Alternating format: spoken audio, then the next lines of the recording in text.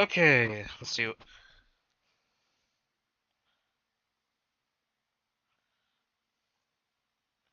Send that.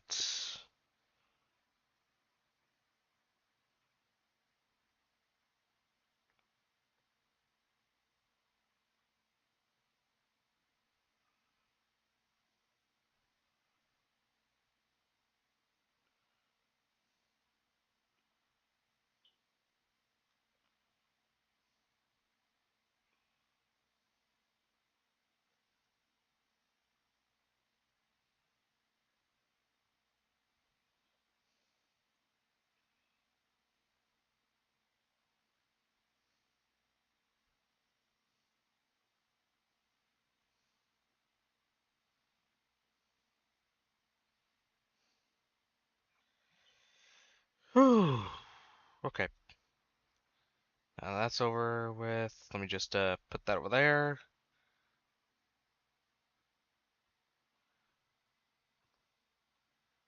And perfect. Okay, I need to... Right, I need to get that other Signia from what's-her-name.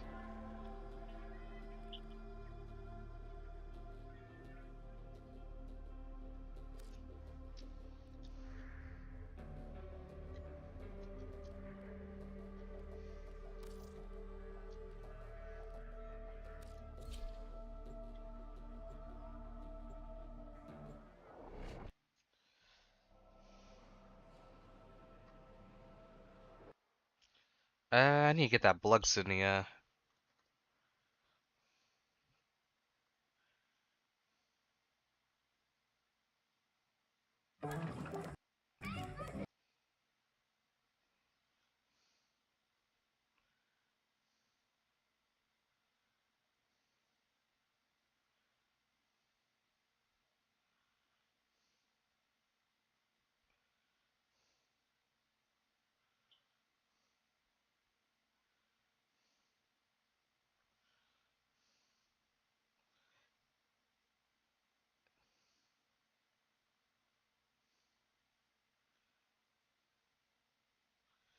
Okay, so first one's gonna be all the way to the right again.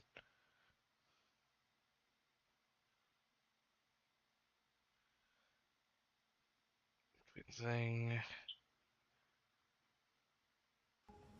Okay, good to know.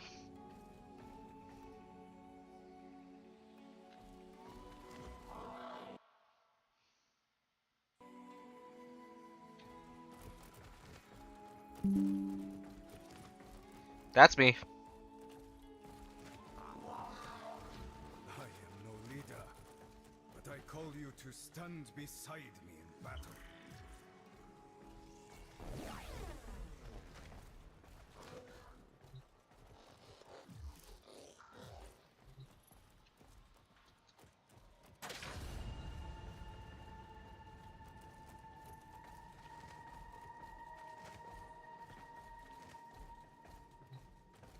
Wait, I wonder.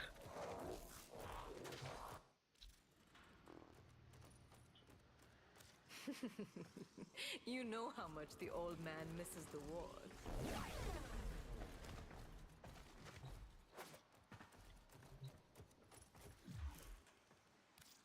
I wonder. Give me like 2 seconds.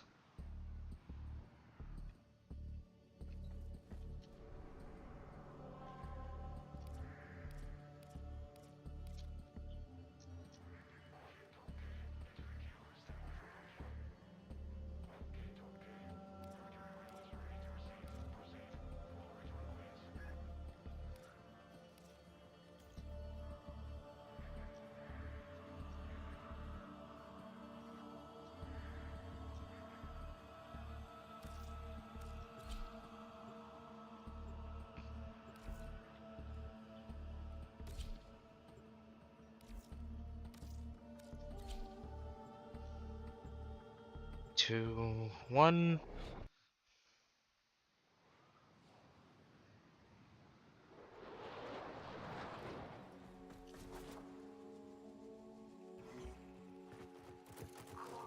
How sit without Oh, hey Hawk. Just trying to get trying to get the melee weapons. Yeah, didn't mean to. No. Okay. Also, happy 4th of July.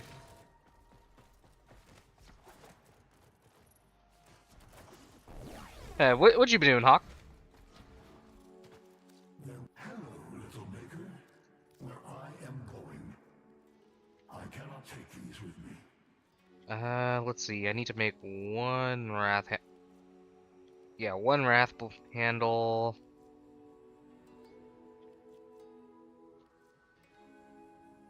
And I need to get a pride blade. Oh, okay, just enough. Why have the beasts not assembled? I wish to address them.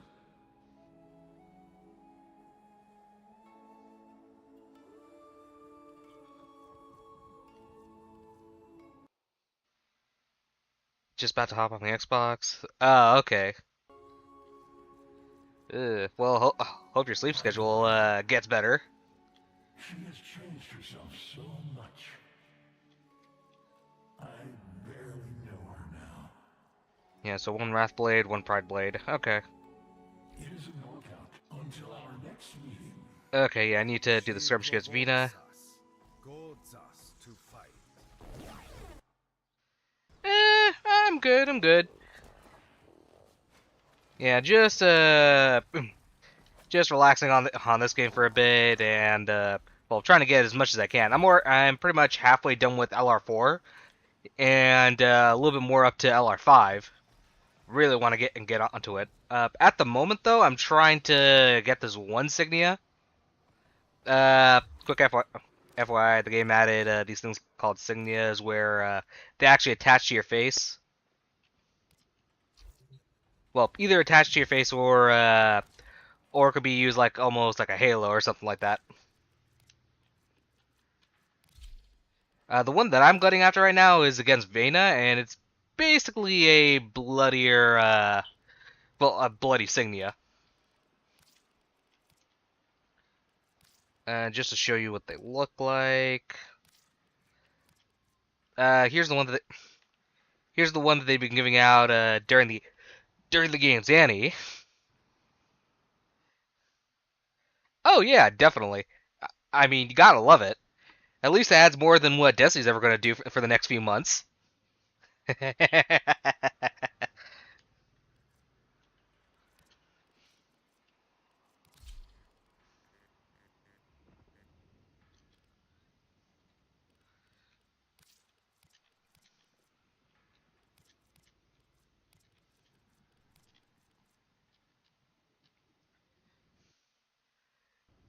Yeah, honestly, Destiny had it coming for a long freaking time. So I'm not really surprised.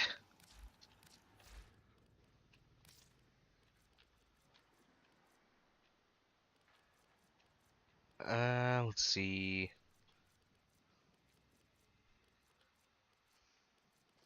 Nope, not a zip silch. No, maybe. Yeah, okay.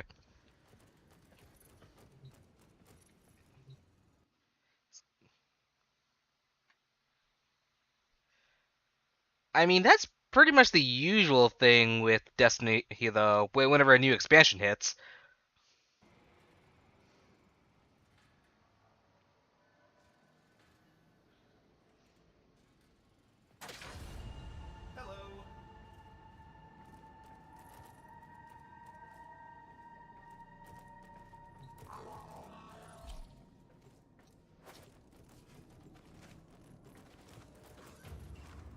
Yeah, as I said before, it's pretty much the whole Destiny experience where every expansion they reset you back to one, or every new season, etc., etc.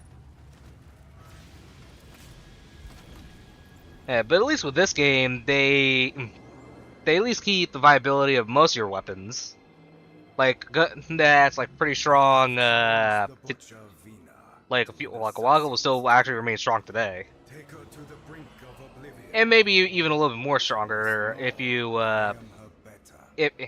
if they actually release any new mods or arcanes, Butcher depending. lurks in this field of stolen ice.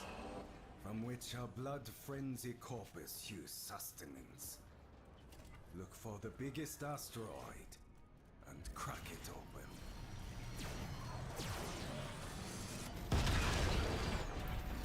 Move into position. Collect the asteroid spoils.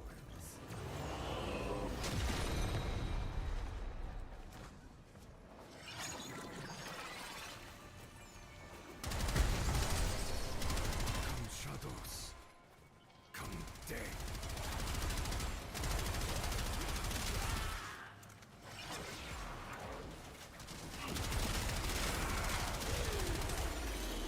Destroy the remaining fight. I've been struggling with Clover Pit. Yeah, definitely gets you at times. Actually, another game that I think you might like is actually an indie. It's called Gamble with Friends. You might like it if you play with Grim.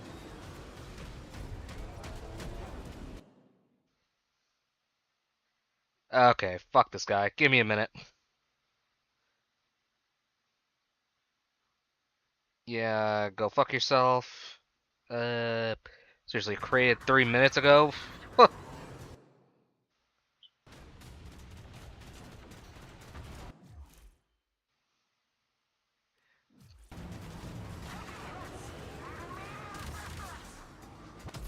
Whoops.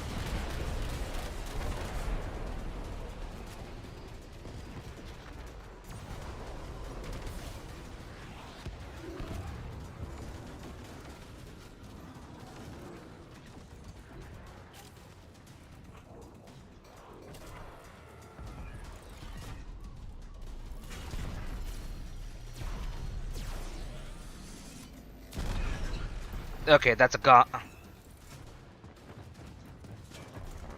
There we go.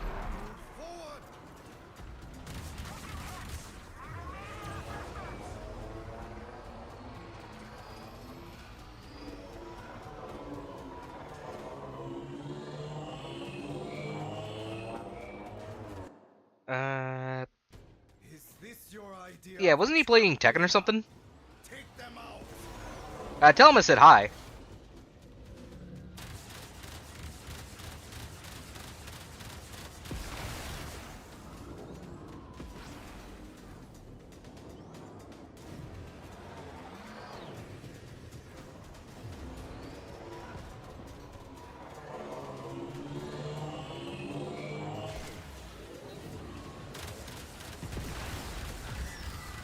Fortress of ice. Forward artillery. Target the. Oh, give me a second. Actually, Hawk. Oh wait, never mind. You can't actually use any of my emotes out of my stream. Just I had some really funny emotes. Like this one or this one.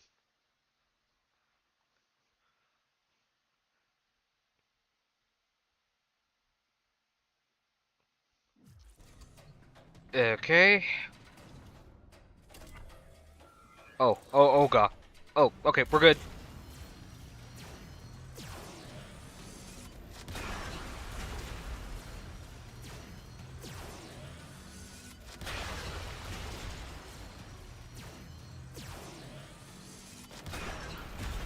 There we go.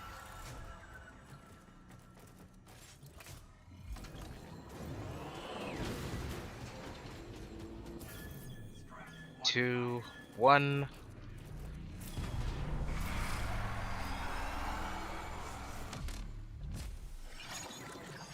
We're in. Spies tell me that Vina has been toying with a very dangerous weapon. Breach that door.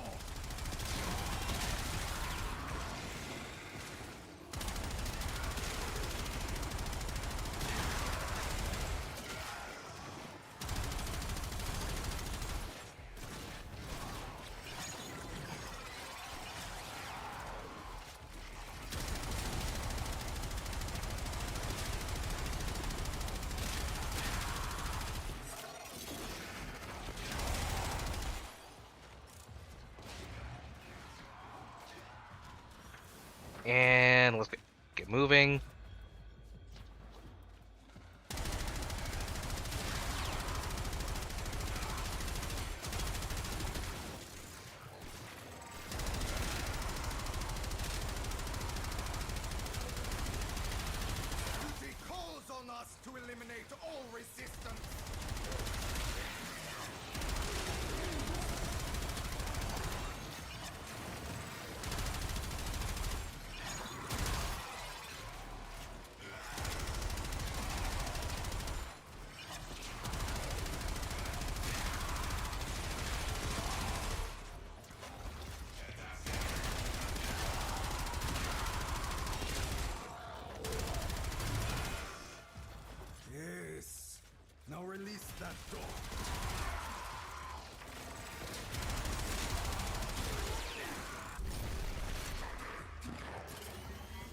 Ah, how cute!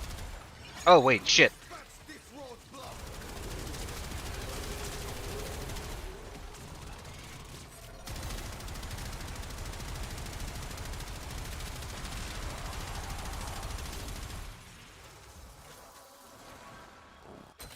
Well, time to ride a dragon.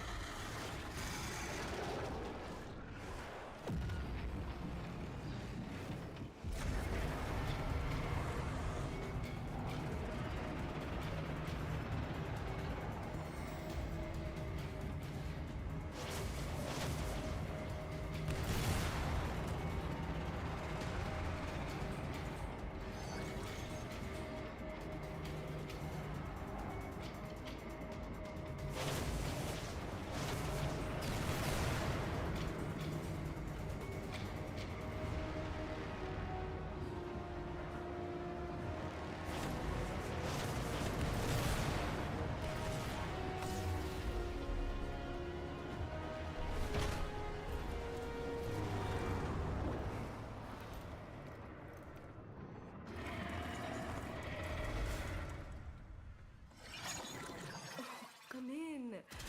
I was expecting you.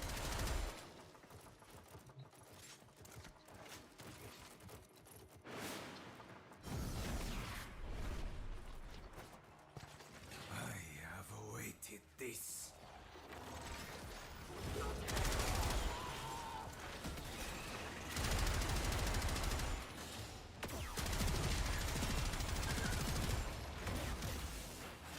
Oh, wait, I need to scan that. Damn it.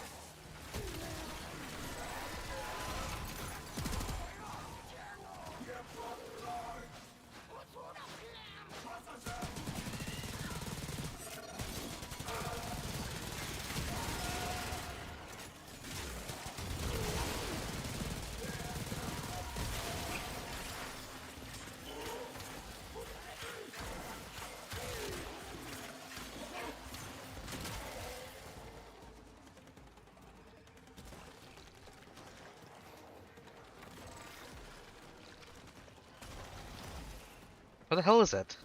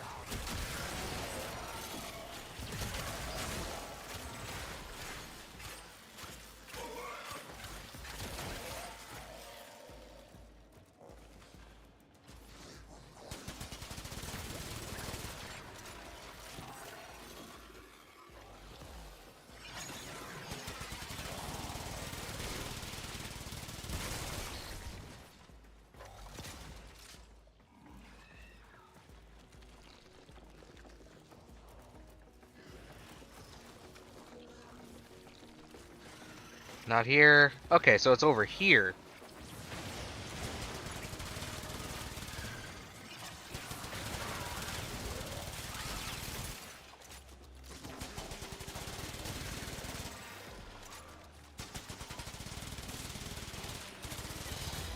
I have them. The hunt is on. Harvest wills it.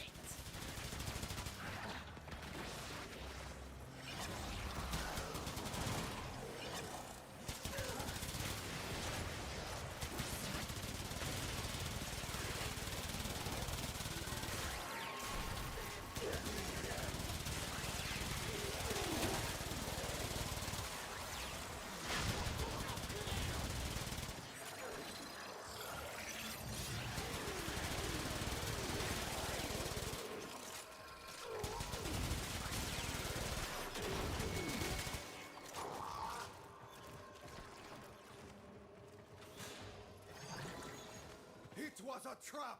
Do not worry about me! Get in here and kill Vina!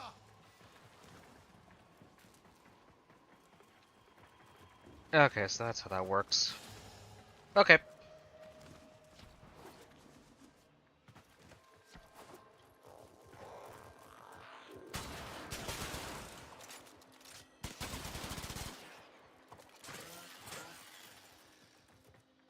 wonder why that was glowing.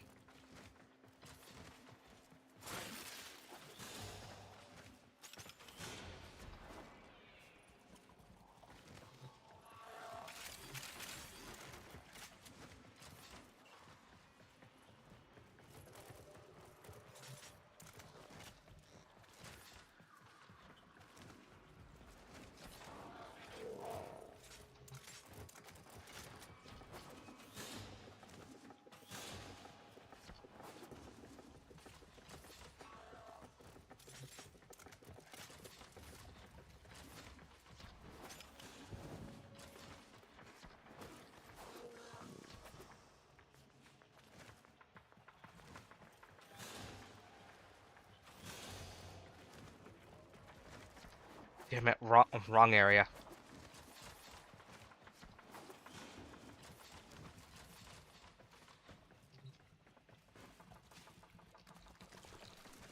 Okay, I gotta restart the whole thing.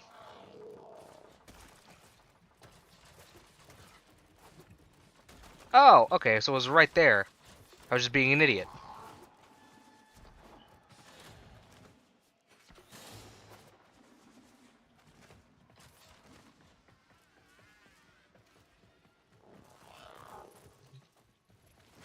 One, two.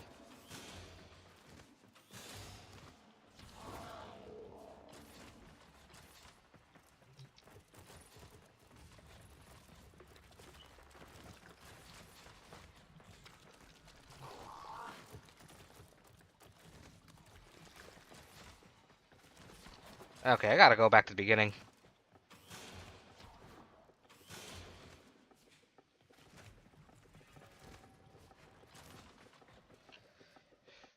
Okay, blood signia.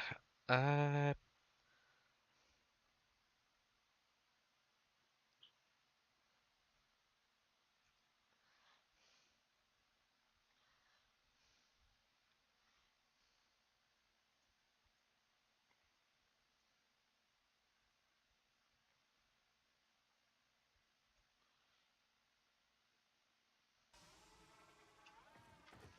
no way, right?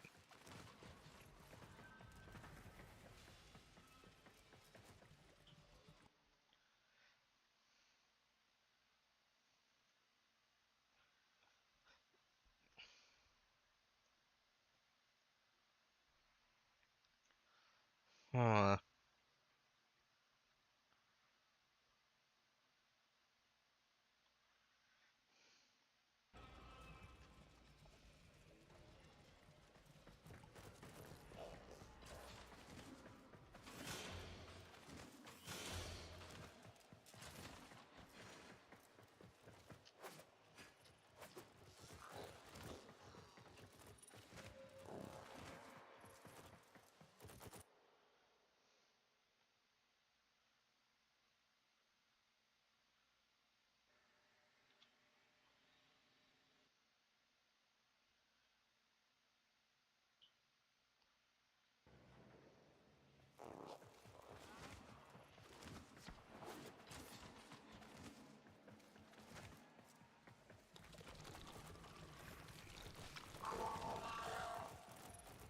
That one down there.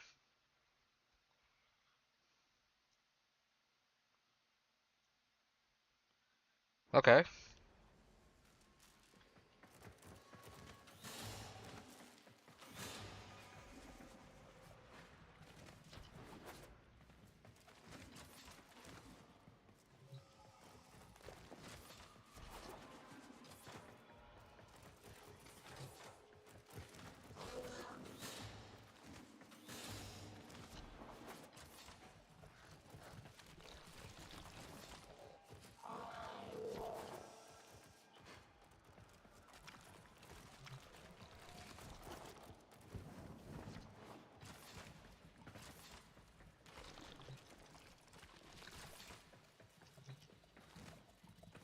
Damn it.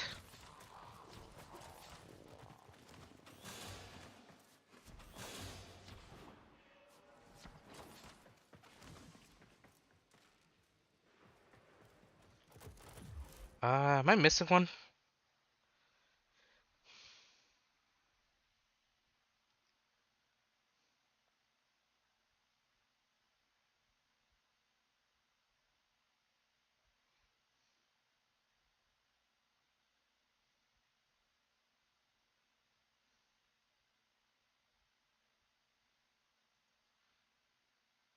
Hmm.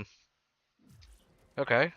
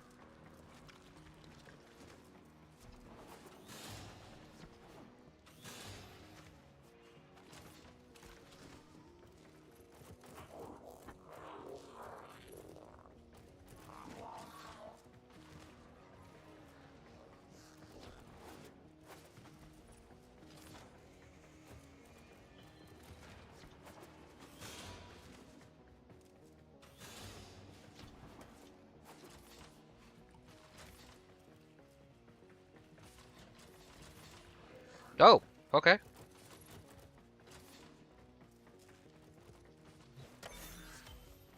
There's the karate insignia.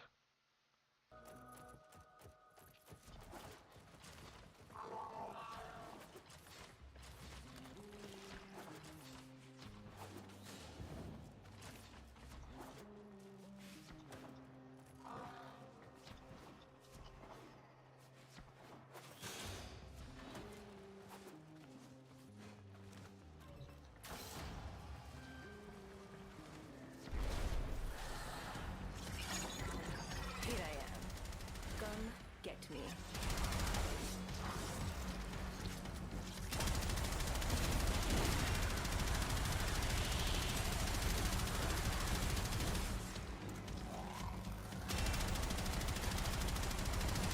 Scream all you like, it won't save you.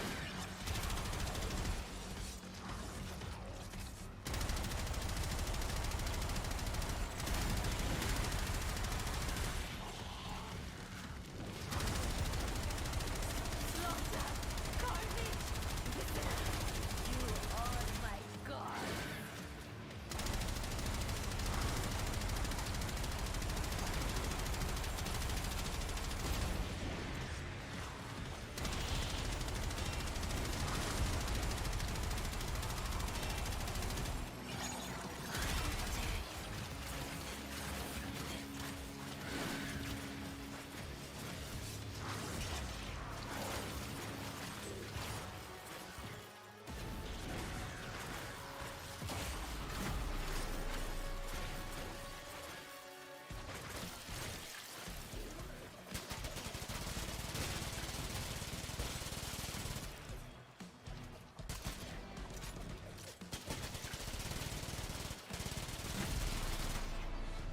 I will take the whole world.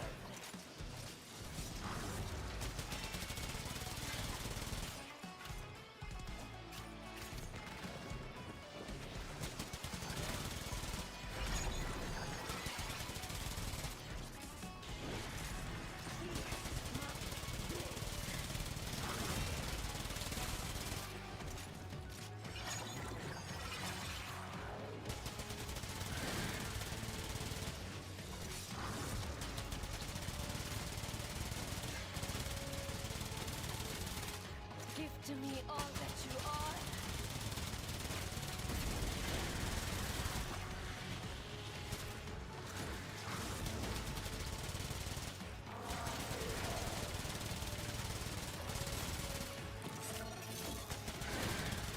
Stop wasting my time. We both know.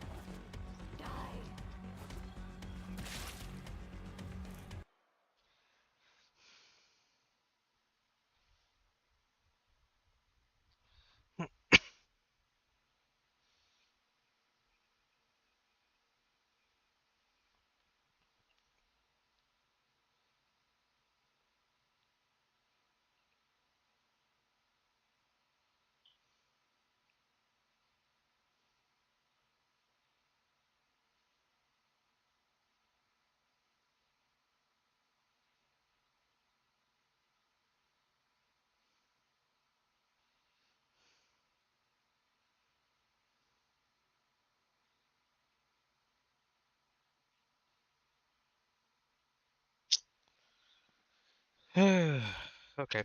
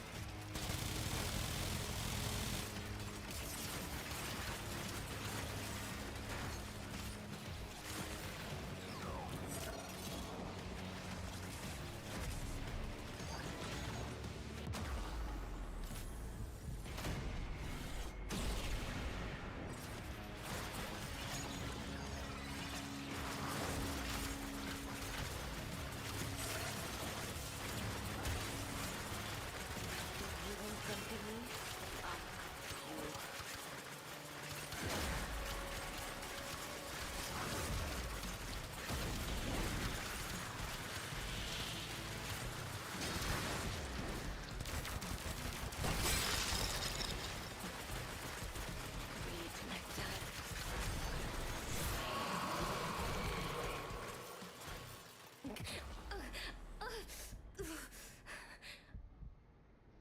And how have you been entertained?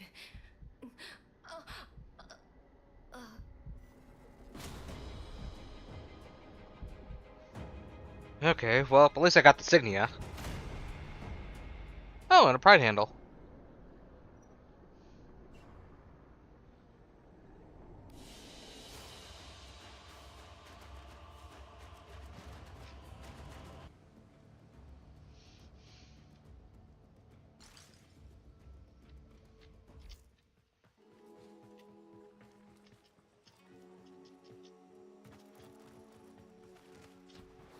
I have done a great deed. I'm sure of it. Oh wait, it's a Pride handle, not a Pride blade.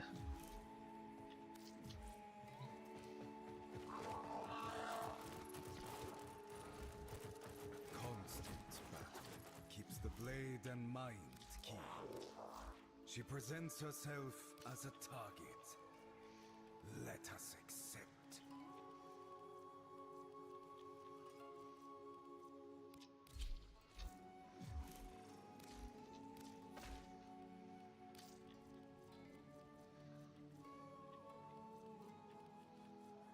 Hmm. Might as well bring this.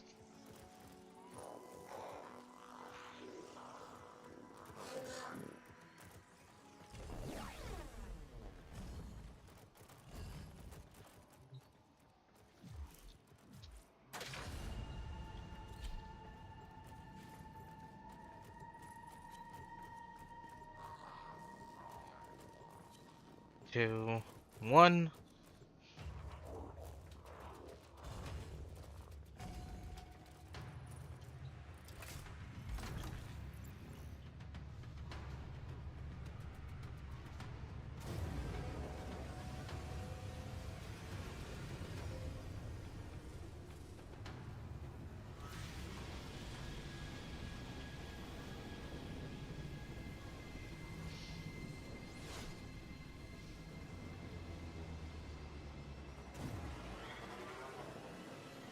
From his perch within Pontis Tower, Hanhao watches, eager for a martial contest.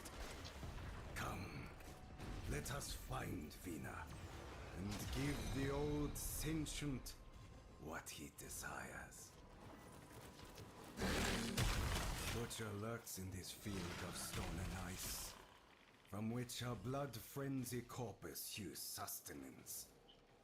Look for the biggest asteroid and crack it open. Move into position. Collect the asteroid spoils.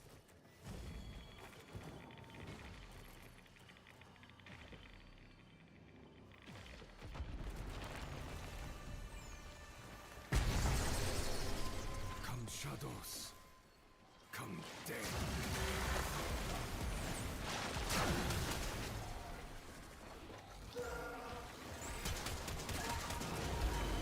Gunners! Neutralize the stragglers!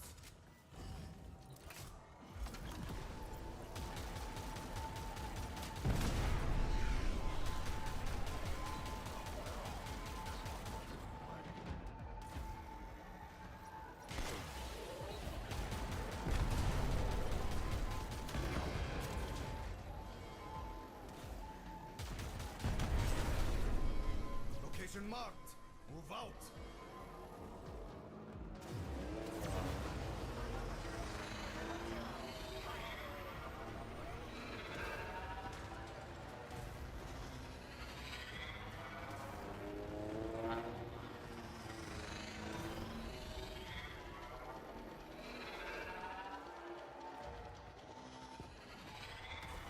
Turrets ahead. We must hit them fast.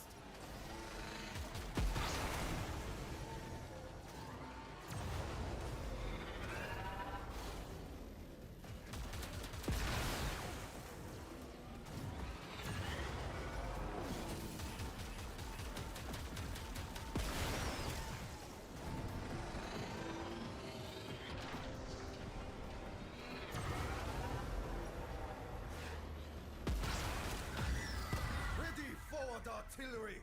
Chip that ice away!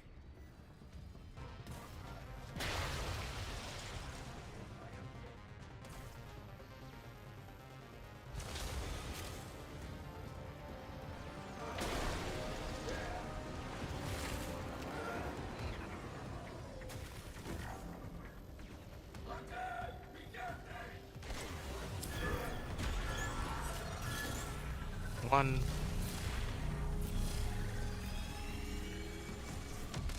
Uh-oh.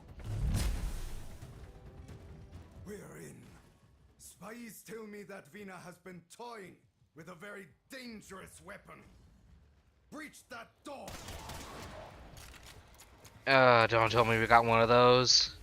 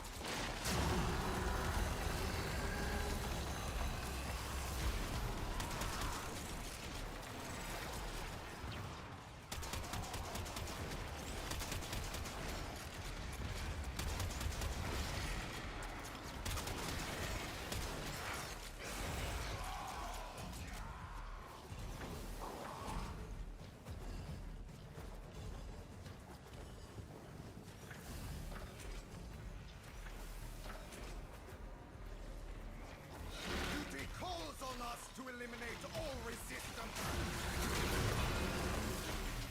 Yes. Now release that door.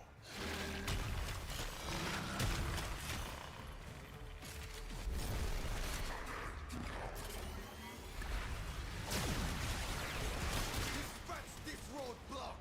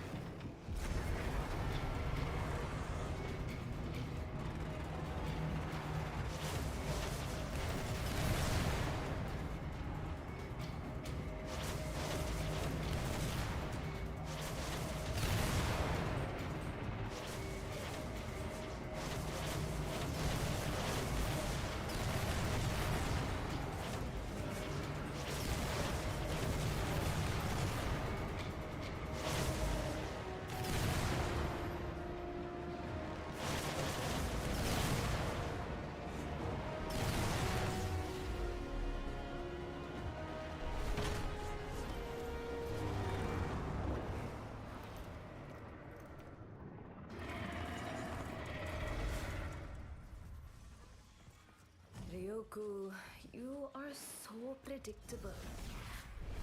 And there he goes. I have awaited this.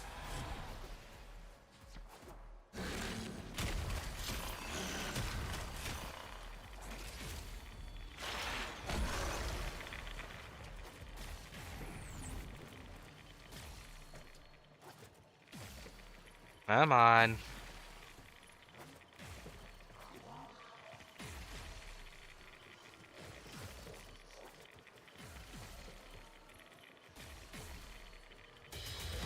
If I can face a disciplinary meeting with Sister Clarios, I can certainly face the likes of you!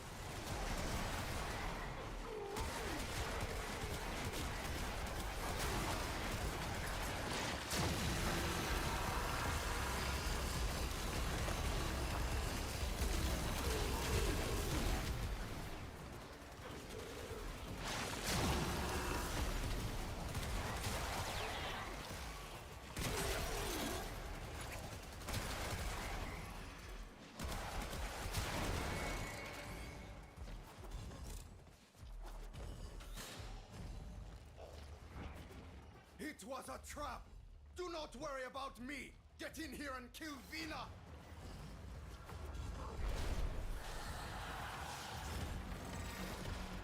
Here I am. Come get me.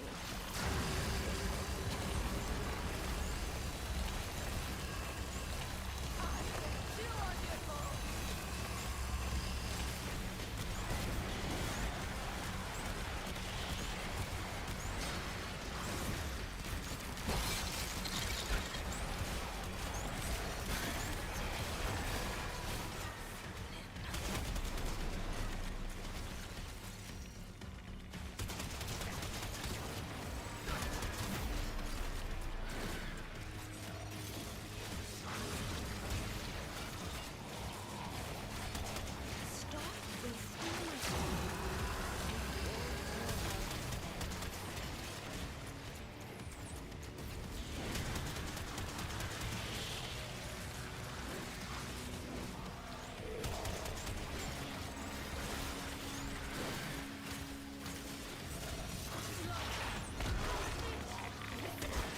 You are my god.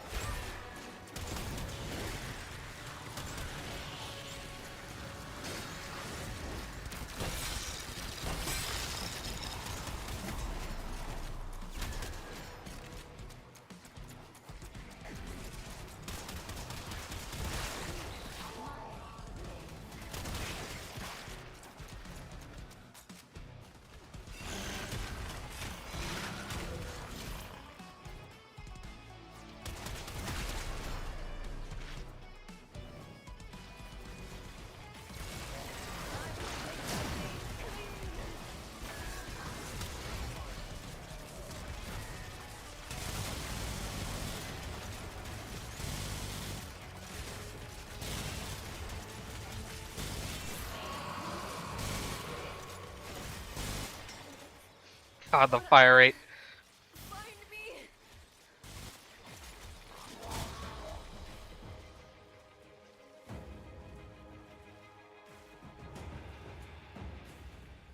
Oh wow, Sirius and Orion blueprint. It's not that I already made two of them already. Oh, it's definitely not that. Okay. Be right back.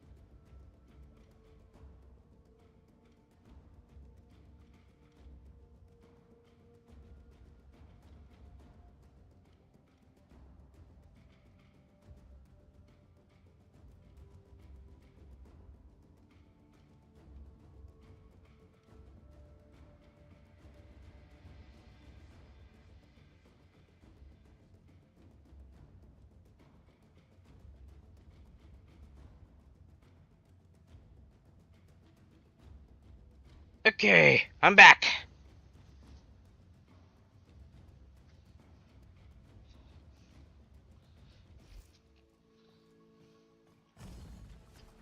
Is this... Do you like this place? I have kept these. I forget why.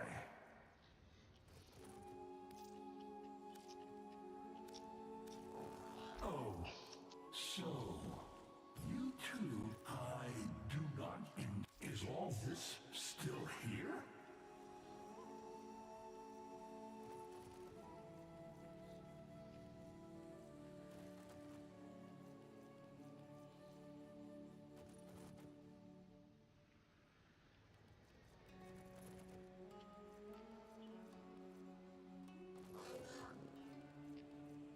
They are coming, Nata.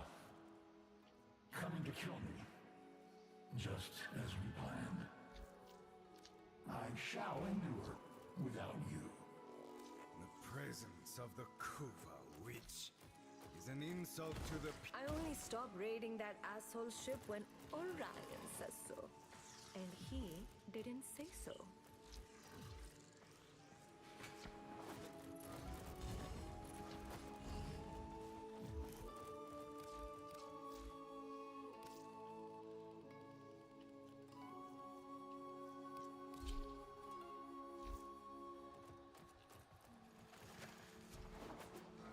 It's playtime.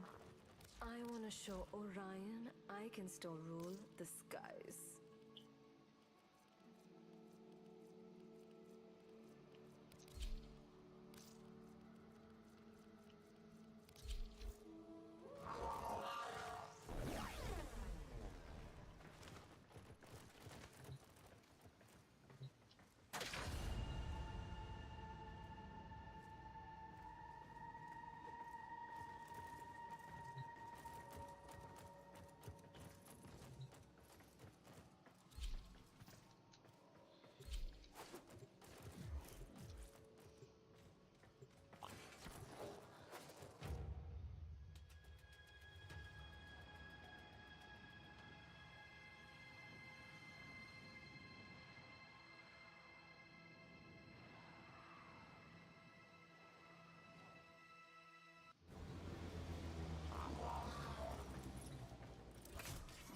Ryoko desires a challenge to please Old Man Hanhao.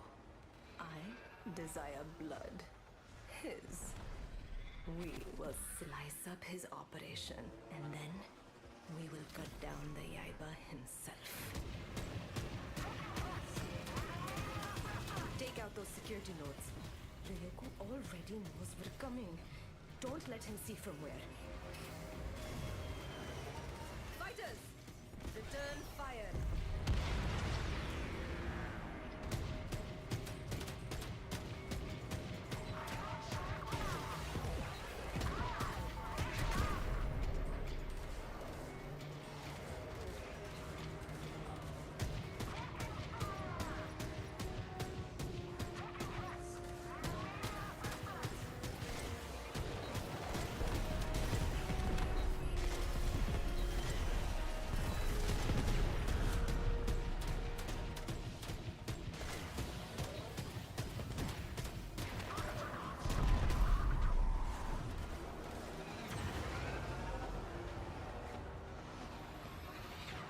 Supply transports.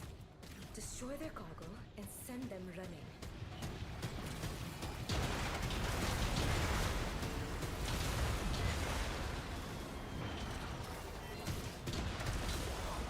First cargo destroyed. Pilot panic will be setting in soon.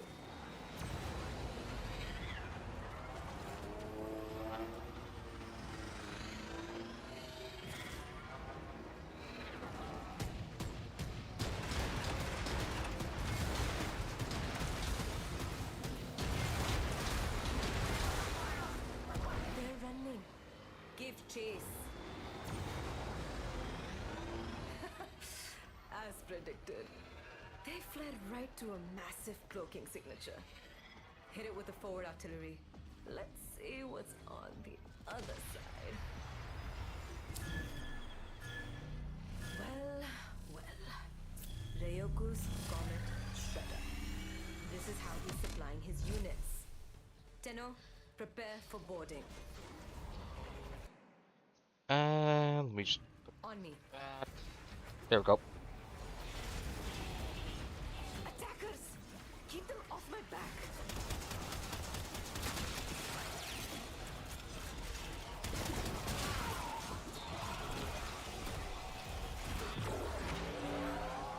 Cover me, Tenno. No fair! I get stuck with the desk job. You get to kill them. Oh, what have we here? Security disabled. Get those gates open.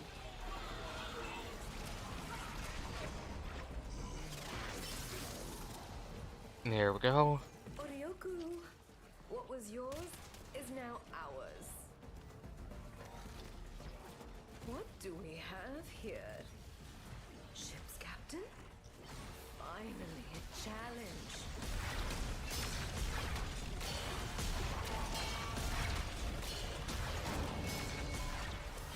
Was it good for you, Captain?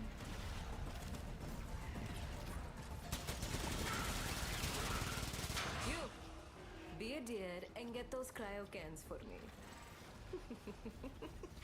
I've got my hands full.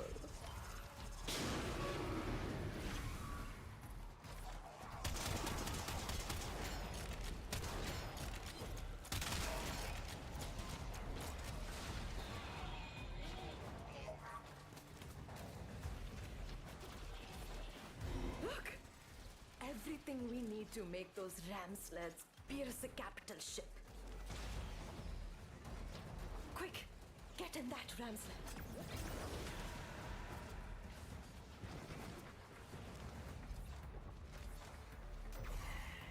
Okay, let's get moving.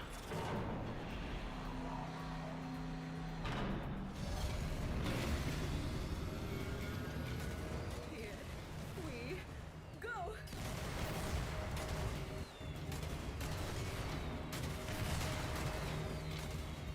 I've had better nights.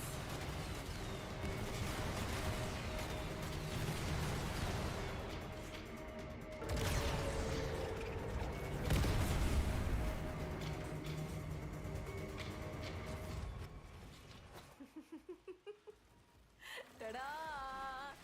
It's me!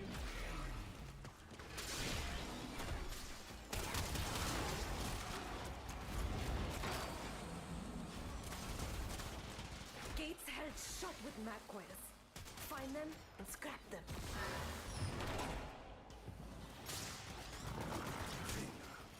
I thought you'd never come.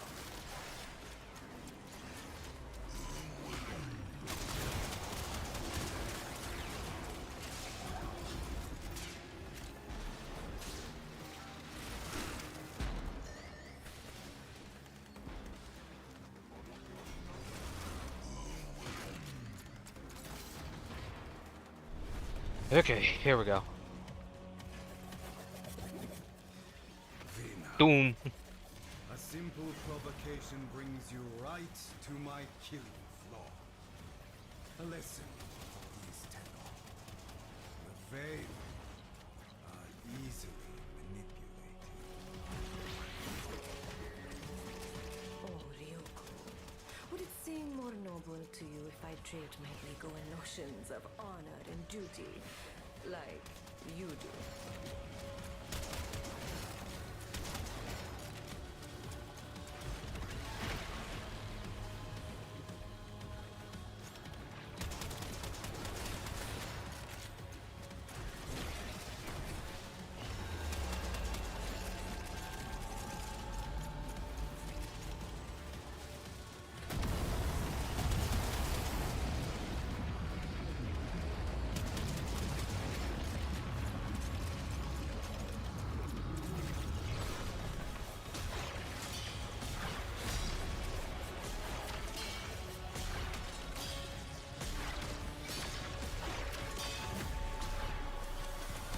If it wasn't for the truce, I would have put you down for good, Ryoku. We both know it. going to lose today. You were only ever going to lose. The truce is your salvation.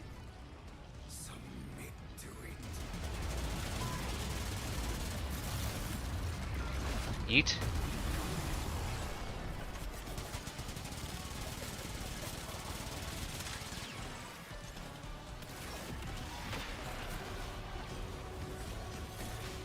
The steam is before you.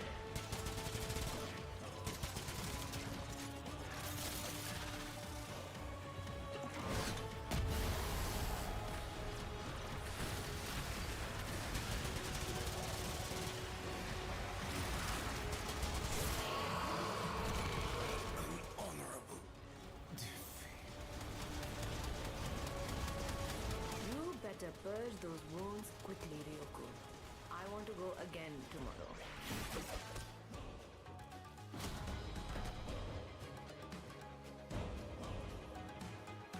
Okay, that should be more than enough for the Crimson Talent.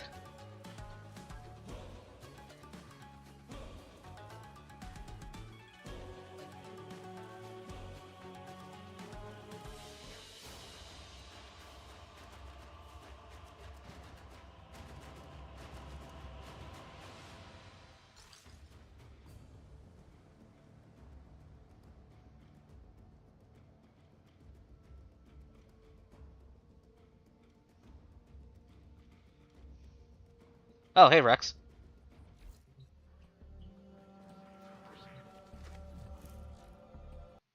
You there?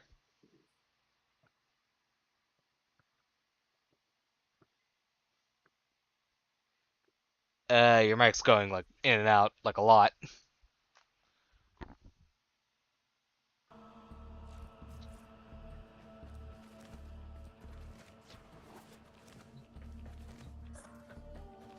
Yeah, that's because I was like pseudo muted.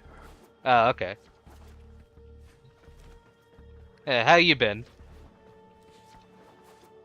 Not too bad. Oh, okay. I just been enjoying the new stuff on Warframe right now. With the Stalker's sons and all that.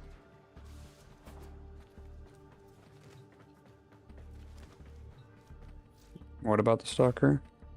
Oh, so our newest Warframe is actually a duo frame, and is basically the Stalker's son. Huh. Yeah, and we essentially get both of them in one frame. Pressure creates diamonds, yes, but it also creates Gotcha. Yeah, it's a great time, honestly. Like one of them makes a black hole, and another like both heals and insta revives allies. Oh, and has almost the equivalent of Nova's null stars. Jeez. Yeah. Oh, and then for their fourth ability, they have like an AOE attack that's heavy crit damage. Nice. Yeah, it's actually pretty insane with these two.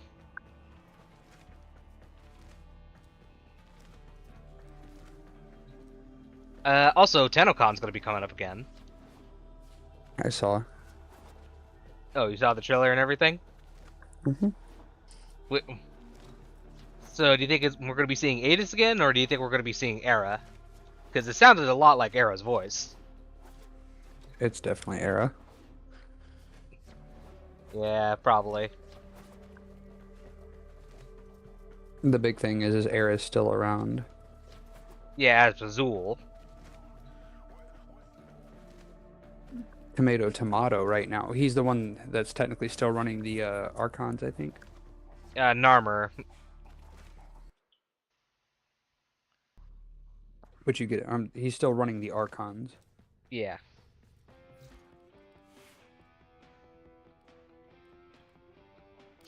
Let me switch this out. Honestly, my game right now has been once human. Now that I can actually play it. Oh, you got a new graphics card finally? No. Got a whole new CPU and motherboard and a new SSD. Oh, okay. So you fixed everything else. Yeah, there was a 3070 in this. The 3070 didn't need replaced. Oh, okay. Well, it's definitely stronger than what I have at the moment. Like that 3070, like at this point, if I'm gonna upgrade from that 3070, it's going up to the 90 series at this point. Yeah. For the stuff that yeah, you're definitely on better hardware than I'm at the moment. Cause what I have on my desktop is a 2060 Super, and on my laptop it's a 4060. I'll tell you everything.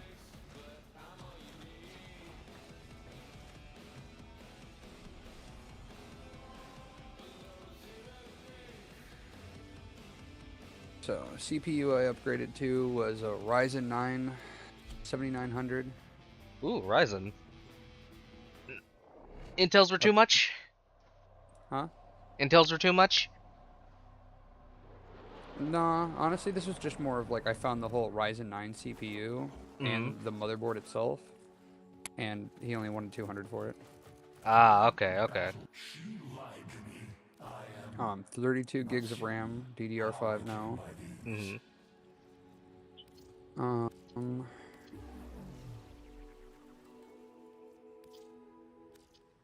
not a bad. I definitely could upgrade the SSD, but it is what it is. 500 gigs. I shall endure. Yeah, 3070. Mm. That's it. Oh yeah, also been having a good, haven't having can't speak. I've been having a great time trading. Right now I'm standing at like 2,290 plat Hell just yeah. from selling arcanes.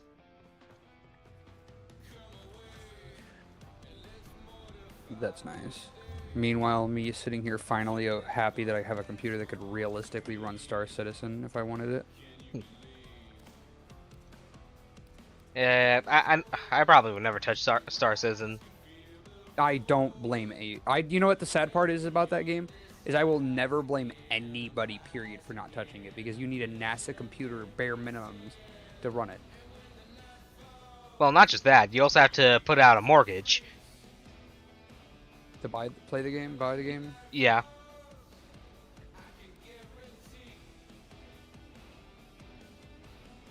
How much does the game cost? I mean, probably the lowest is probably like 100-ish, maybe. Could be even lower. I'll go back to But Elite Dangerous with my better spec computer. actually, Elite did release a new update called Operations, which I'm pretty sure was ground centric stuff. So that could be an option.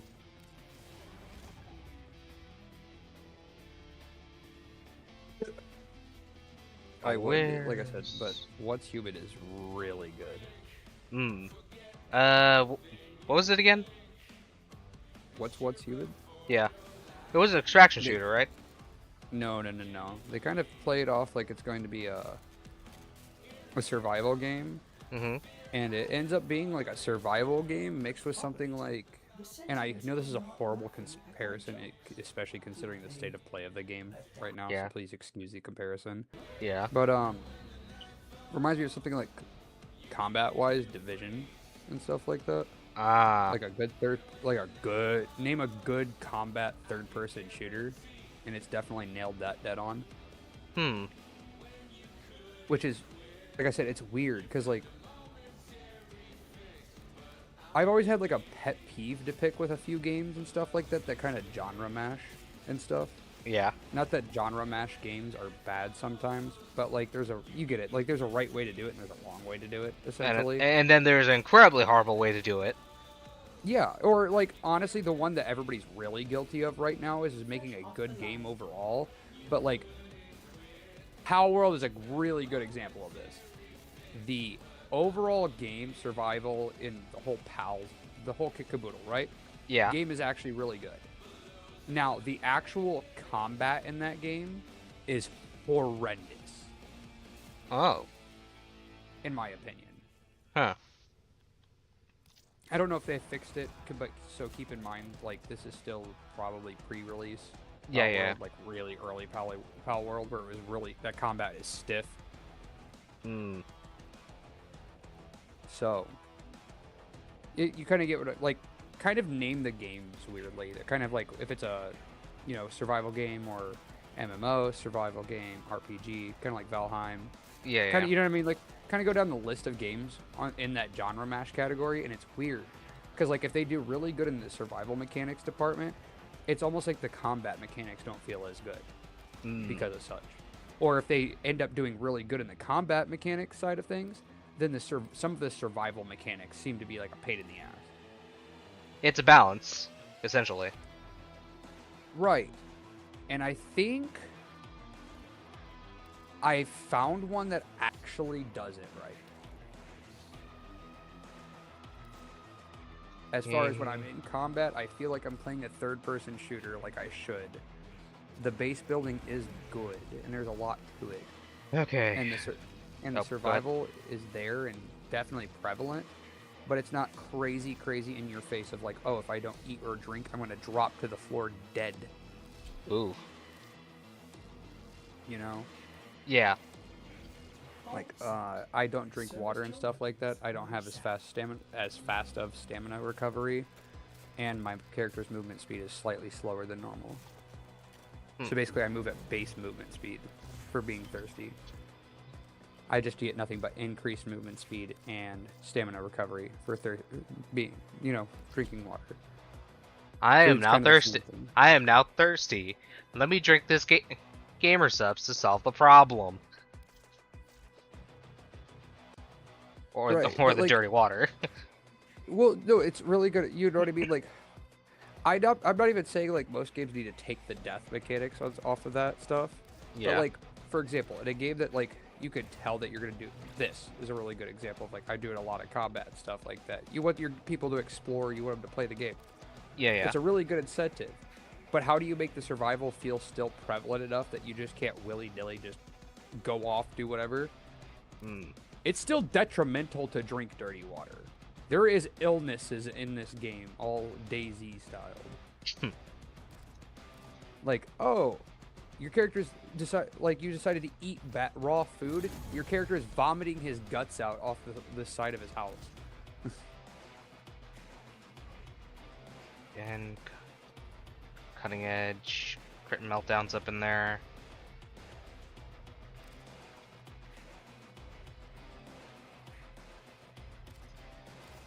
I still feel pretty happy in that fight. I was so underleveled for that fight. There was no reason I should have been able to beat that. Put in bleeding edge. Well, like, my gear is set for, like, level 30, and that was a level 40 boss fight. I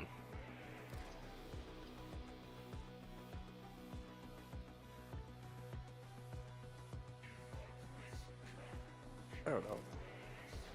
Overall, I think, yeah, I don't know.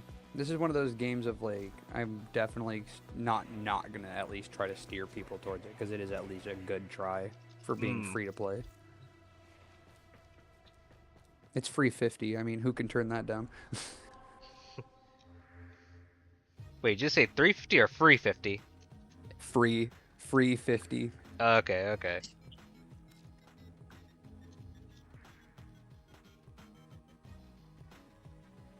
And that's mobile defense. And just trying to do an Arcwing mission to level up the damn Arcwing weapons. You're good.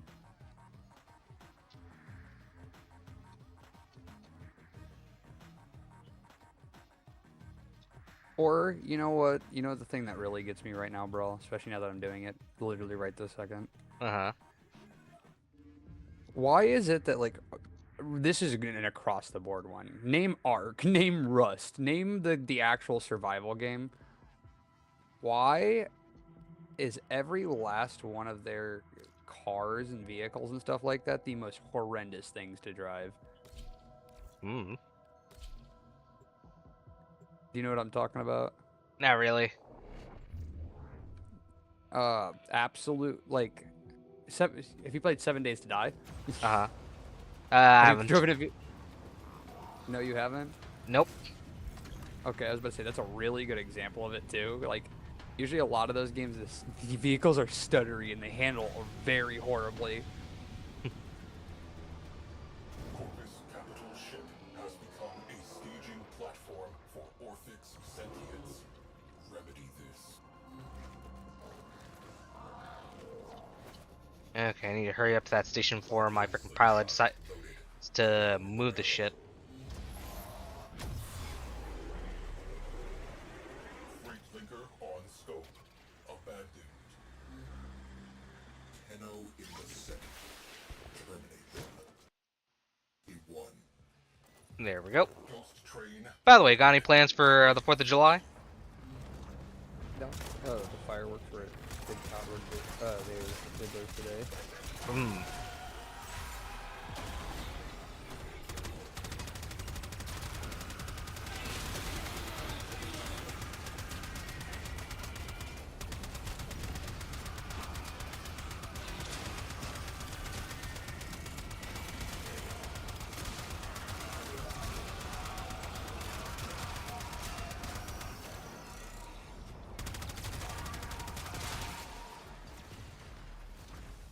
Yeah, as for me, I don't have any plans either.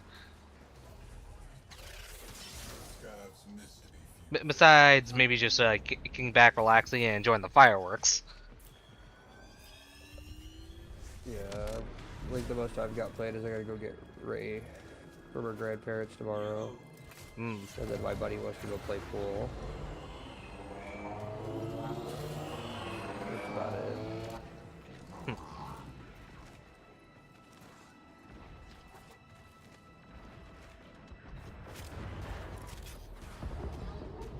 Honestly, if I'm being very real with all the heat and stuff like that, the only highlight to my week has been getting tipped really good while I do people's oil changes. Nice. Yeah, I've made like over $45 in just tips this week. So it's been pretty good. It's been a pretty good week on that end of things as far as work.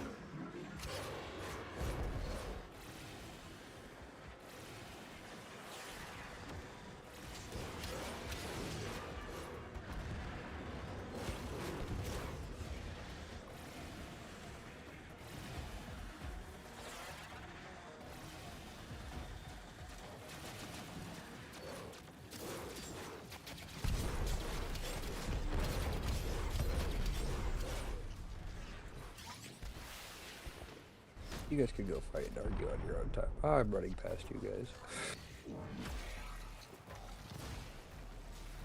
Instruct the tether power plant to fortify all shields.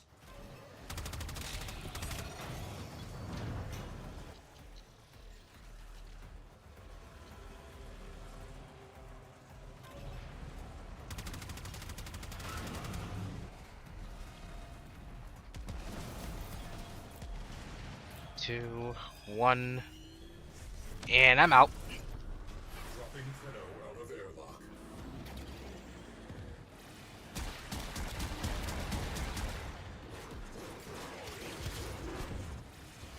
Crew, disable priority targets before hitting that capital ship. Gunnery crews, launch torpedoes.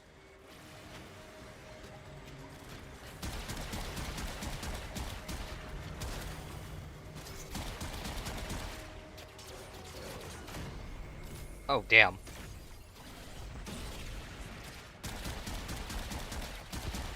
Deploy a cruise ship.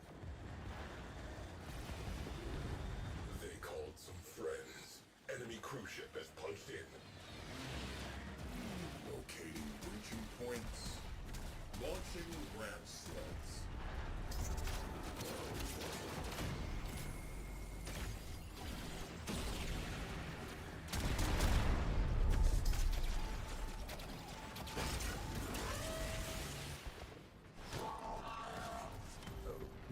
I'm gonna go ahead and let you know this right now. I get that I'm an outsider, but at this point, it's the apocalypse. You just kind of take help where you can get it. Yep. And it's not even like a traditional apocalypse here. Like, these are Lovecraftian horrors.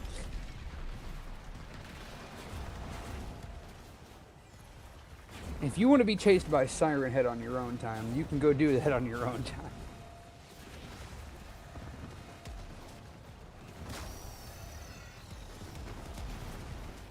Or what was the one boss? It was basically a Siren Head with a minigun attached to its arm. Jeez.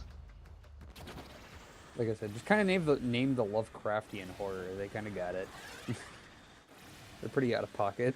Like, Next, they're just gonna put the one freaking churro thing that's been in all over TikTok.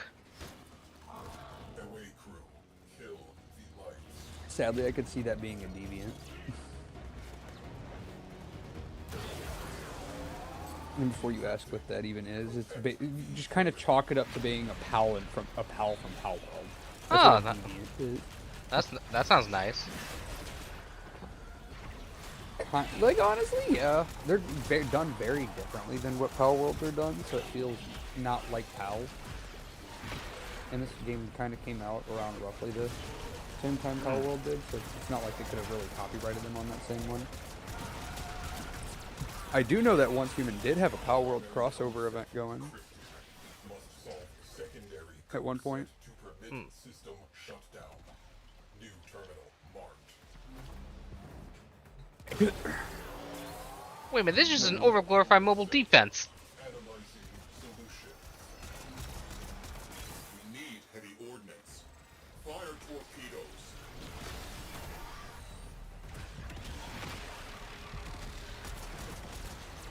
But you know, like, it's weird. Some deviants just kind of act like pals as far as like doing stuff at your base and stuff. Mm-hmm. And then other ones full on give your character abilities and stuff like that.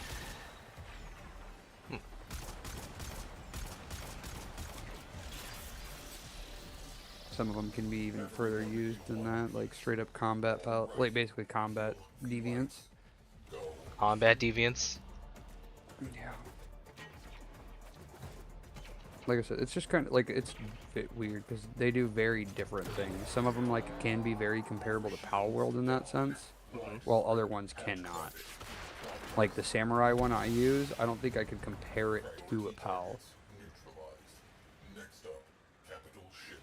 Because like the ability that it lets me do is like I get 2 dashes, basically shadow dashes, and after I do so, it can increase. I have enhanced melee afterwards, like increased lunge distance and stuff like that. Gotcha, That's not gotcha. even it's not even the reason I use it. Obviously, I just use it to get around faster.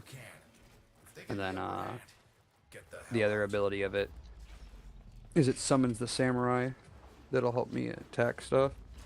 And like I said, and weirdly on paper at first, you would think that's very Pal World-esque and stuff like that.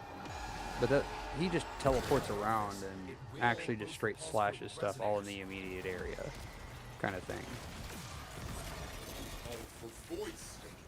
Fruits. It's more like, you get what I mean, like kind of put like a 20-meter bubble Yeah. around me and Samurai Man kind of going for it. Done. You got him vulnerable. Dish out some punishment.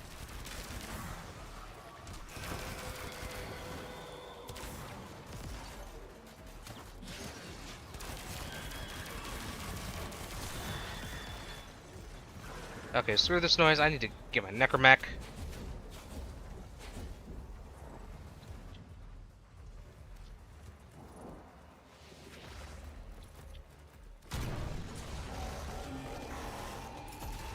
Big nasty on the scope.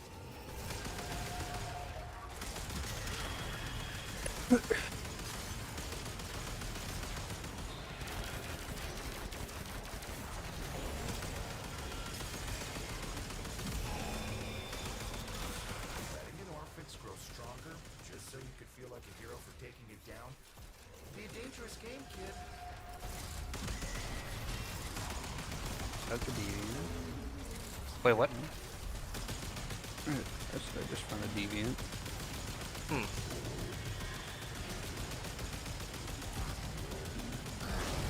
There's no way. Wider. That really just caught me way off guard. Oh. Orphans just hit. Up Please tell me you have good stats or I'm gonna crash out. Oh yes, that's amazing actually. 3, 4, 1. Buy yourself some time. Nice.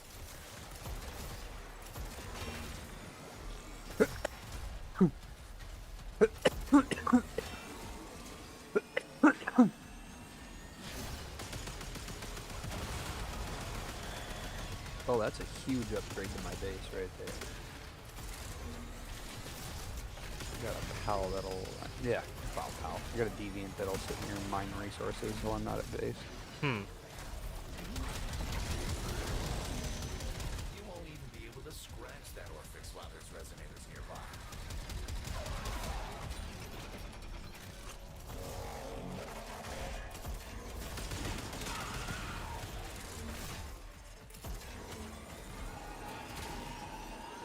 There's another Orphix. Every one tightens the sentient's grip. Orphix down. And that's another Orphix.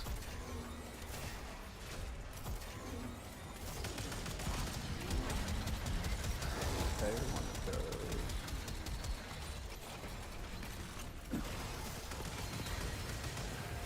Happy they kept the Orphix Venom missions around. Yeah. Yeah. They're pretty much just random missions on certain planets. Push him back. One Orphix at a time. Oh, that's a keeper. Well done. Head on through extraction when you feel the need.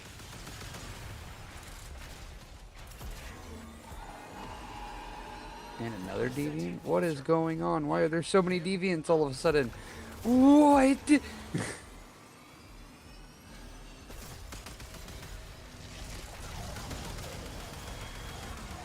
Well, you know what they say, the demons get a little kooky at night.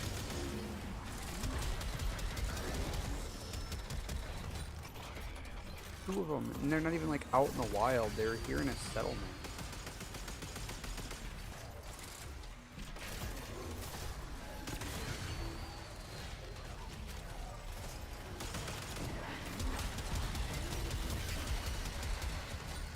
Good job. They felt that back in town. He's going for such a loop.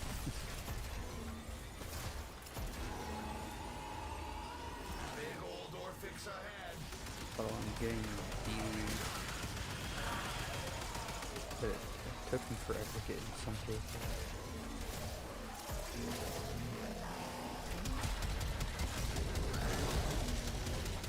Everything is way too heavy RNG those days.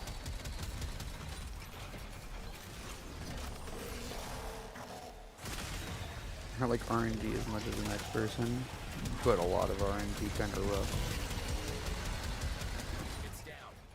Good work. Time for the next Orphix.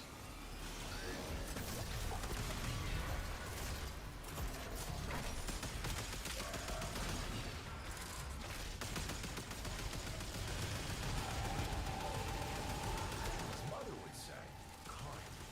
Address the Orphix situation. Tanno.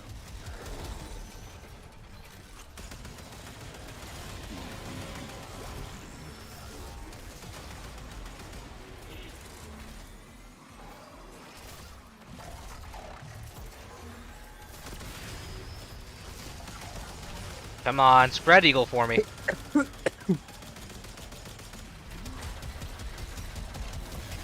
like you found yourself a little added value there.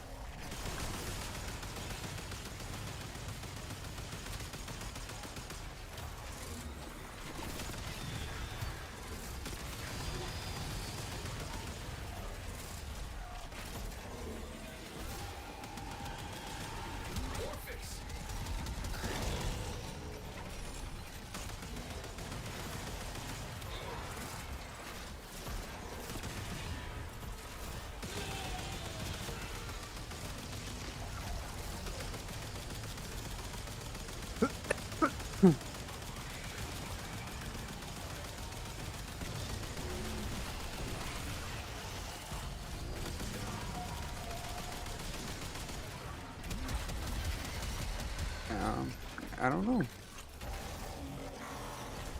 What about what? This.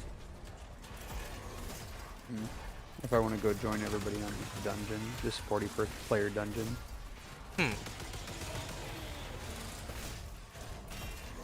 It sounds fun.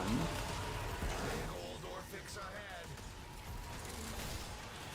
But one, I don't want to be the only one that goes in there without a group. And two, there's only 3 out of 40 players in there. I don't want to possibly think about how rough that might be.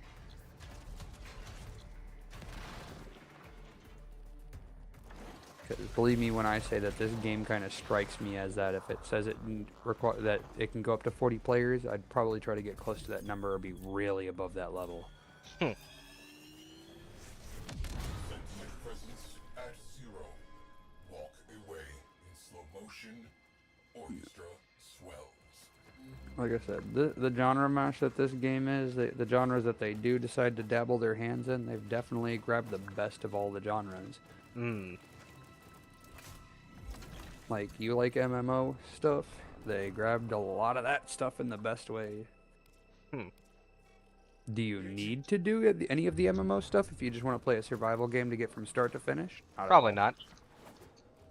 But if you want to do the harder content in the game and stuff like that, or even possibly get into the PvP servers and stuff, yeah, I'd definitely check that stuff out.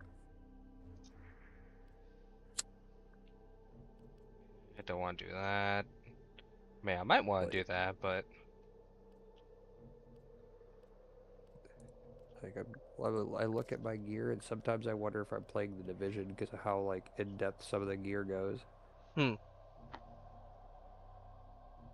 Like right now, I'm rocking 3 pieces of one set, and 3 pieces of another, and the 1 3-piece bonus gives me stamina cost reduction, increased crit damage, and when stamina is above 90%, crit rate and crit damage is increased.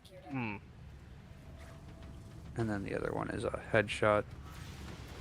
Oh, I take reduced head damage in general. I do increased weak spot damage and gain bullet saver effect with every precise skill. So weak spot damage plus 15% for 8 seconds, and that can stack up to 3 times. So, like I said, you kind of get it. It's like, it's weird. a little bit of everything. Right, like how do you genre mash a game so well? Because it kind of breaks my brain after having been through the culture of gaming that we've been through at this point. I mean, probably. I mean, when you love something so much in terms of like developing it, you definitely try to put as much as you want into it. Yeah, because I'm not trying to toot this game's horn, but like they're kind of starting to get the same respect overall from me that as much as me and them butt heads, I'm gonna go ahead and say it. They get about as much respect. They're starting to get as much respect from me as DE does for Warframe. Because don't get me wrong, I may not agree with every choice that they make and stuff like that, but I would be lying if I said it wasn't. Was it? What Like the overall. Well, was it one of the best, and if not the best, current free-to-play out right now? Is kind of one of the big things. There's a lot to do. There's a lot of really good story. There's a lot of content to do. There is a lot of different play styles that it caters to, and that game is great because of it. Like I said, I'm not saying it's perfect, but it's definitely started to lay the foundation work for what It's standard. should look at. Right. Like it's the absolute gold standard for what the free-to-play model should be modeled after right now. Now, like I said, if this game had gotten any bigger, I would have said this game is easily the big runner-up on that. And I know everybody covered it a lot when it first came out, but I don't think it's getting as much love as it needs right now, period. This is really good. Because like Power World and everything else like that, kind of like don't get me wrong, great games. They kind of all got their niche and they've got their art style and stuff. But when a game looks good, it looks good. And I know you kind of feel me on that. Like as far as like the actual more realistic side of graphics and stuff. Yeah, yeah. So when a game looks good, it looks good. And for it to be optimized really well, to the point of you're asking me if I want 100 players on my screen at any given point, yeah. And I get it. It's also it was a PC game that ended up being ported because you can play once human on the phone. Yeah, yeah. But that's it. It's a PC port over to the phone, and you can feel it. And according to my one buddy, it's not even bad on phone. I have my one coworker. That's all he does is play once human at work, on his phone. And I told him it was coming to Xbox here, like coming soon and stuff. And the look on his face when he found out it was more than just a phone game was crazy. I want Thorax robots on that rail track. Let alone, I looked at him and I'm like, I don't think you're understanding what I'm kind of trying to say. I can't believe this is a phone game.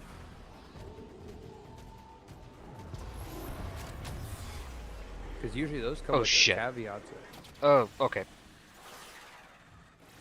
Because even look at like Destiny Mobile right now and Division Mobile right now. They're gotcha'd up to wazoo. You know what I mean? They come with their caveats of being basically a mobile game. This. Do you know what I had to compare it to more than anything? What? Yeah, the overall menu and how it's arranged, it seems very confusing at first, but it's not. So it kind of strikes me as like a Korean MMO, as far as how the interface looks. You kind of know what I'm talking about when I say that? Somewhat. So like Black Desert's a really good example of that. That's a Korean MMO. Throne in Liberty. I'm trying to think of other games like that. Where it's like they shove a bunch of information on your screen, but keep in mind you don't necessarily need all of it. So it's really overwhelming to look at first. But once you've played the game a little bit and you know what to actually look at and not look at, it's not that bad.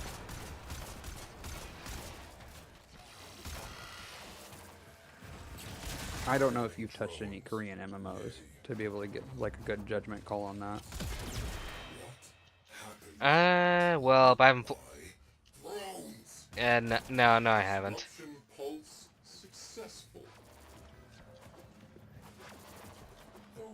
So, if I were to ever give Korean MMOs a big compliment, and it's one of the best compliments I can give, as tedious as usually most of those games seem, they have way too much in them for good reason, actually.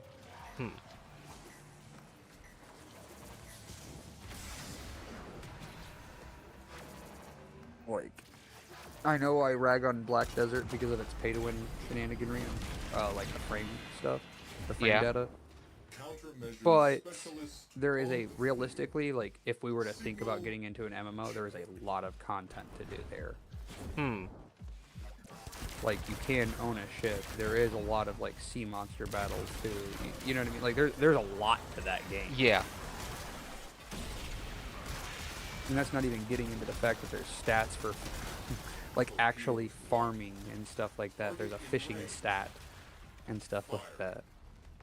And I know, like I said, it's tedious at first. Like, it's information overload in your brain as soon as you go to play a game like that.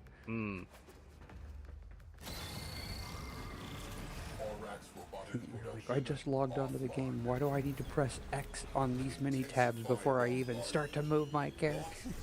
That sounds like a Destiny problem as well. Oh, so no, so much worse. Hey, Viper. Good. A good example would be Tower Fantasy. They have walls of text just to explain one attack. Yes. Yes. You know, speaking of walls of text, to just explain. explain stuff. Kind of reminds me of every every freaking single constellation or like anything that has to do with getting duplicates of a character for any for any character in a MiHoYo game. Like they say so much for for for whatever a duplicate's like pass is supposed to do.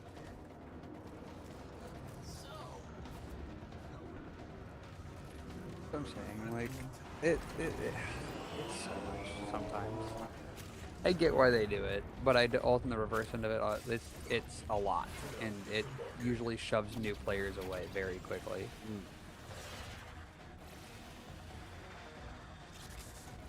Because I'll put it this way, I have yet to introduce somebody into a Korean MMO, and I'm like, you have to give it like the first week. Because they are, sometimes they are. Like, I can't remember who the one person I was. I think it might have been Zach, actually, that I tried to get into one, and it gave him a headache with how much information they tried to throw at you on the screen at a time. Mm. Yeah, yeah. When it comes to Genshin's story, it does often feel like the characters are talking in slow motion. Yes. Yes. Though that's a game every time I want to give its story a shot, I get hit in the face of why I don't care. Yeah, like some person going out to something to take care of someone or whatever. And It's the disconnects in the story. Like, it, 1 second you're sitting here and the stakes are really, really high and it's really serious and stuff like that. And then in the middle of doing all that, next thing you know it, you're on some silly little side quest that has nothing to do with it, and Paimon won't stop talking. I don't mind the distractions, but it's just as I said, it feels like they talk in slow motion. I wouldn't, like I said, I wouldn't mind, but they choose to do it at like some of the after some of the most intense stuff. It's like I said, it's a very disconnect almost feeling. Mm.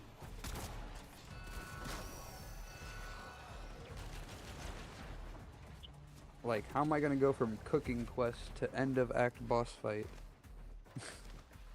Now, or just of the stakes, just the stakes of the whole region is in your hands. And meanwhile, not even 5 minutes earlier, you were in a cooking competition. That's what I'm saying. The enemy will start destroying data. The disconnect is kind of real.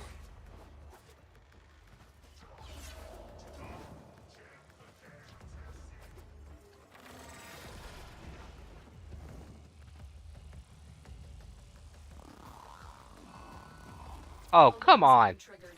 You need Damn to it, Booty retrieve Warrior. data before the data destruction is complete. There's a player nearby, and I can hear him loud and clear. Retrieval was successful.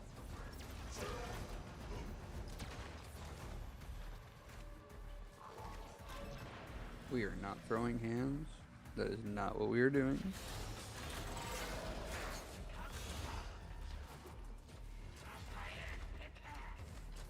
And I'm pretty sure you don't want to throw hands to somebody that has like way too many samurai deviants for his own good. Mm. I can't use them all, but I do have a very high level one.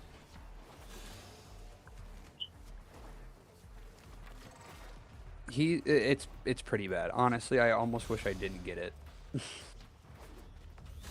But back to MiHoYo titles. The only MiHoYo title that at least kept my attention was definitely Zenless. I've heard a lot of really good things about Zenless. Yeah, I like Zenless, but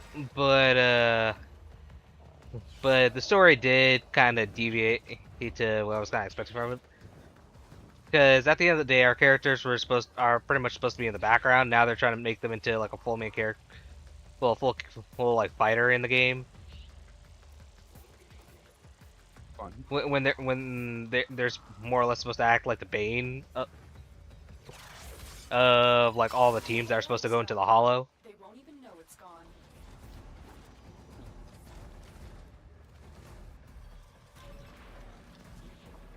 Oh, that, and they also pretty much made the Backing Boo almost useless.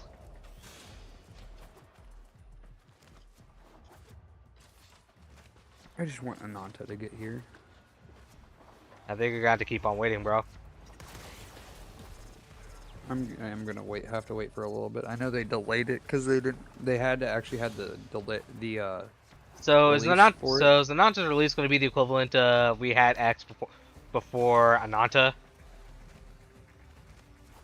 What do you mean?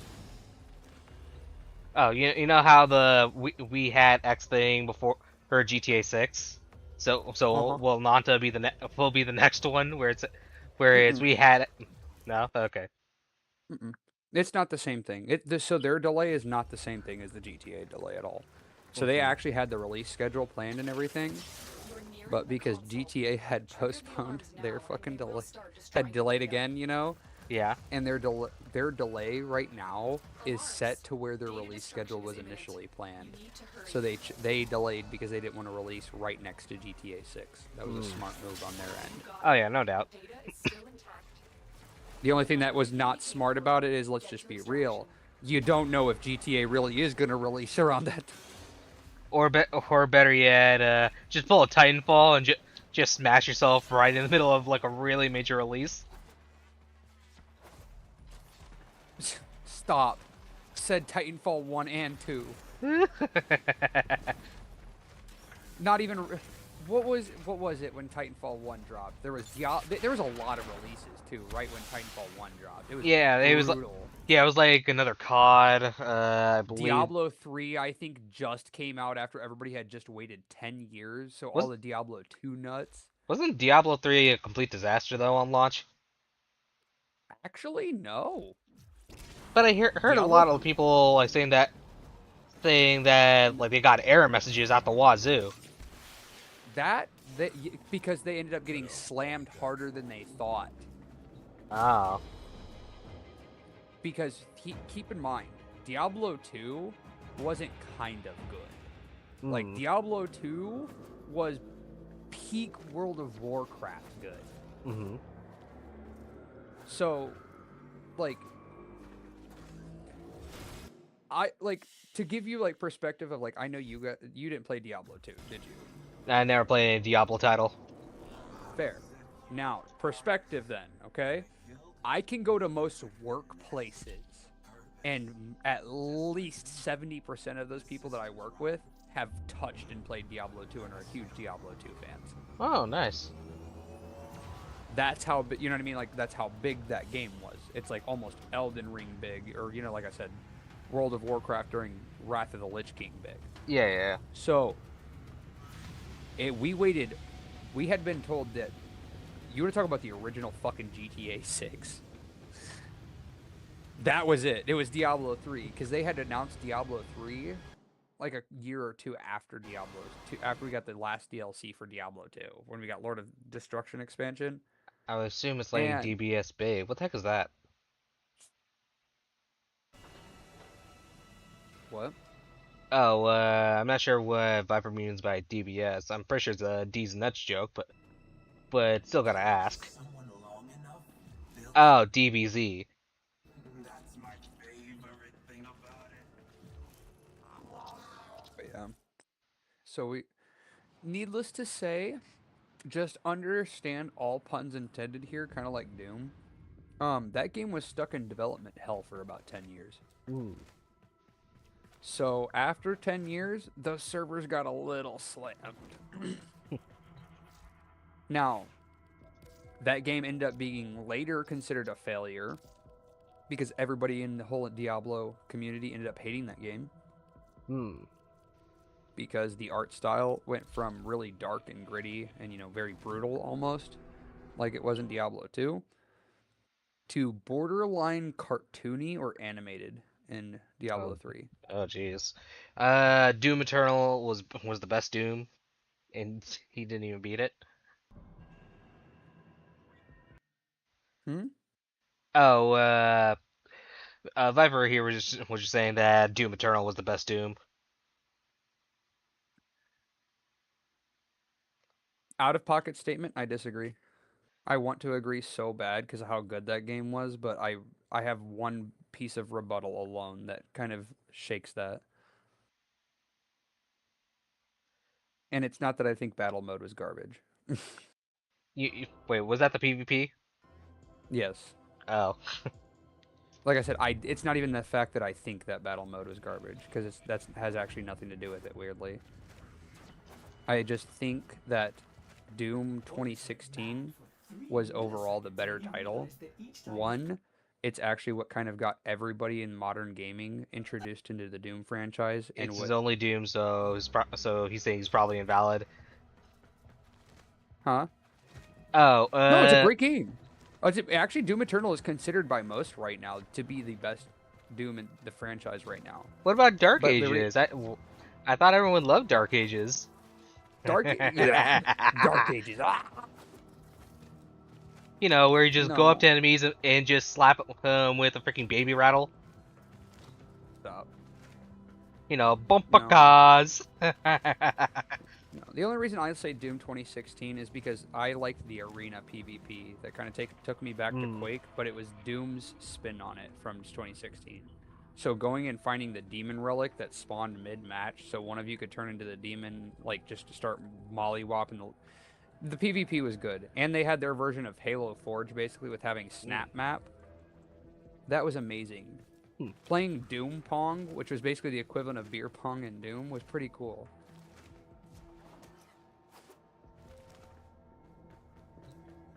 Because if one of you guys missed the cup, it basically threw you in harder and harder arenas.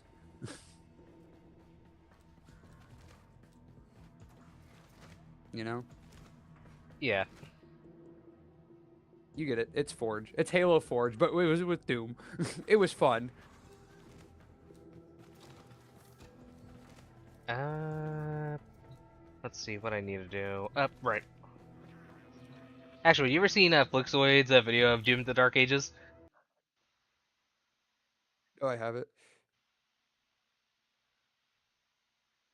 Okay, give me a second. But yeah, I guess like the best way I could ever word that overall, because Doom Eternal overall is the better game as far as especially campaign and stuff and gameplay loop. Mm-hmm.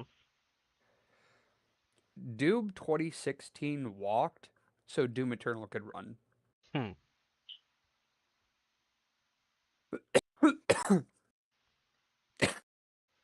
Okay, here we go. Check this out. Because right now, with where the Doom franchise kind of sits, I won't rag on anybody for saying any of those games are the best games in the franchise out of the current Rating on three. Doom and when played it like they had no brain cells. Okay, okay. Hmm. Oh no, Viper was hearing that people didn't actually like Eternal, and then played it and was wondering what the heck people were thinking.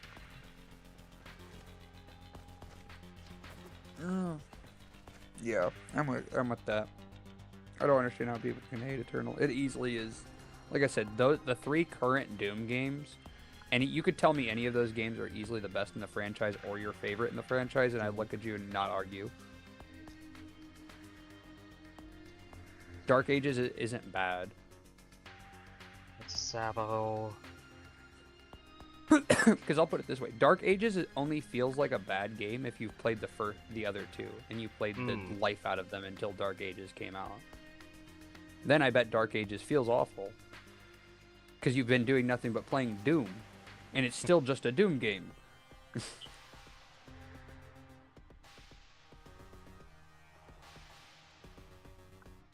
I could give the same rebuttal of I bet Doom Eternal feels awful after you just played Doom in 2016 and Doom Dark Ages.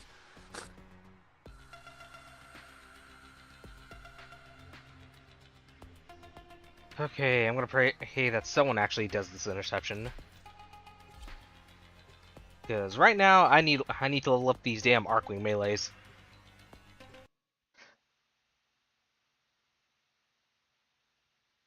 College isn't just for the privileged. WGU makes higher education accessible.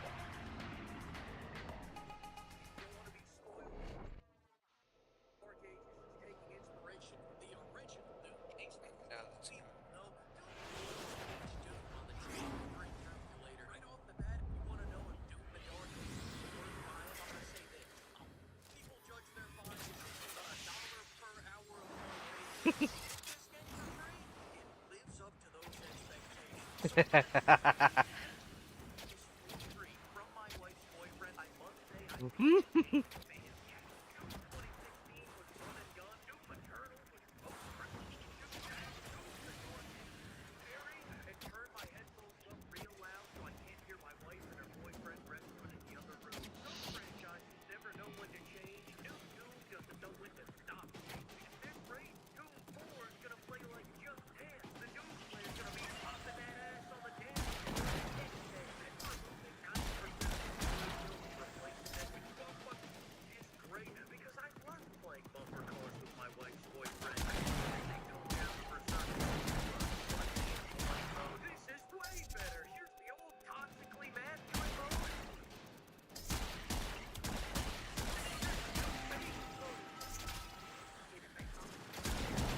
Warfare is strong. Compared to the new game, we'll get to that later. Game less masculine because after playing Doom Eternal, I start getting scared of it. I'm talking about glory kills, all those reinstall kills, the berserk mode where you're fucking toxic demons flying on you.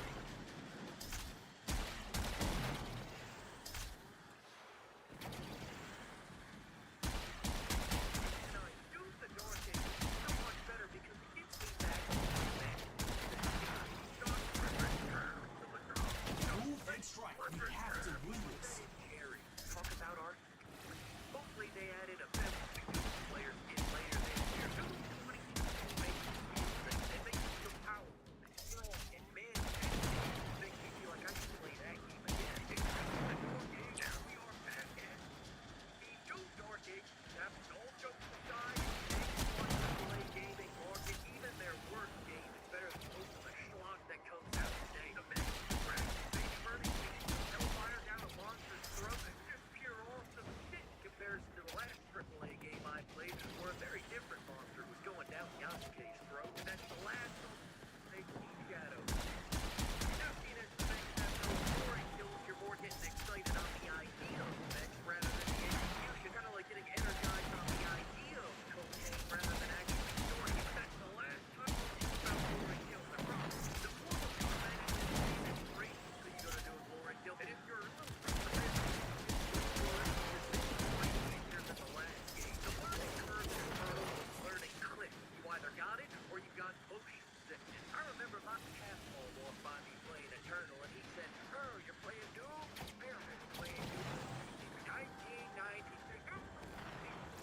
Three frames gameplay from Eternal, and he couldn't take it. Jokes on his dumbass, though. In the Dark Ages, I'm doing everything he was doing in the senior home. Just playing frisbee and pickleball while grabbing at slightly raised. And every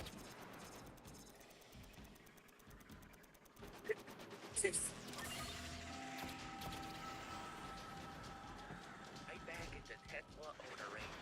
Like times when you're Has no own ranges. solve the Mount Reason with the shield. Here comes the big finish. You see what I mean, though? It felt really clean right up until I hit that glory hole in the combat where the glory kill used to be. And before you're saying, "Hey, Link, but the glory kill is still on the game," you used to see this shit 1 week in a month with supervised visitation.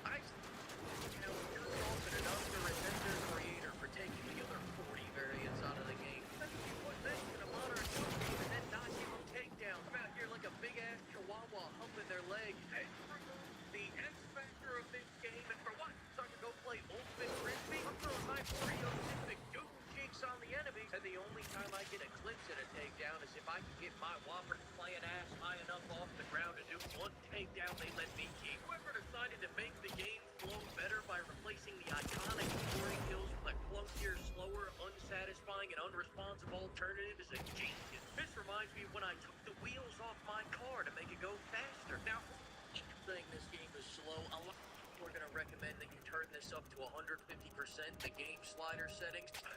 But I just don't think that's enough. So what I did was speed hack the game to go at 4 times the max speed. So I like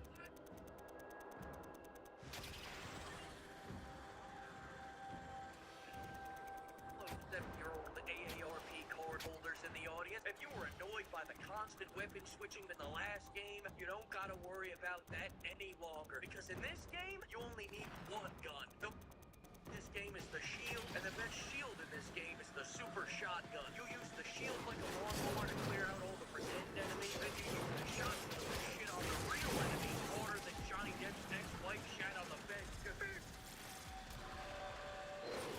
Gotta get new sheets. Even when they gave me the BFC, I said, oh, thanks, that's really cool.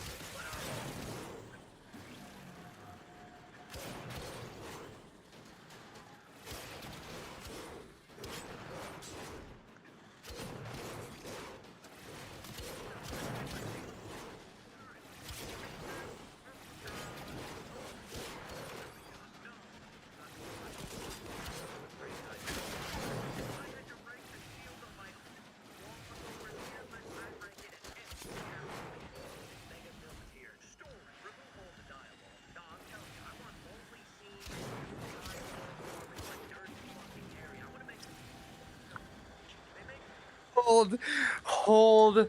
I can't. I What? can't do this anymore. The Dirty Harry joke was too much. I can't. Oh, I thought the wife's boyfriend one was actually there, but No, I was trying to keep it together, honestly, with all the jokes he was making with it. Because I thought the bit was going to stop at any point, and it hasn't. But hold on, like, I can't. It's the dialogue. Dialogue? I don't need dialogue. I just need to see Doom Guy aura farming like Dirty Harry.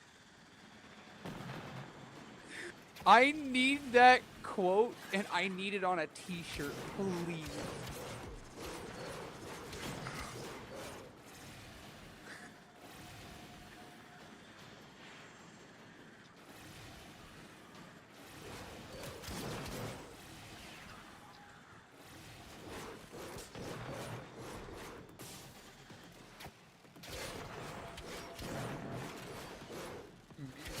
All I have to say is kind of turns the music off and proceeds to play the music from all the other two Doom games.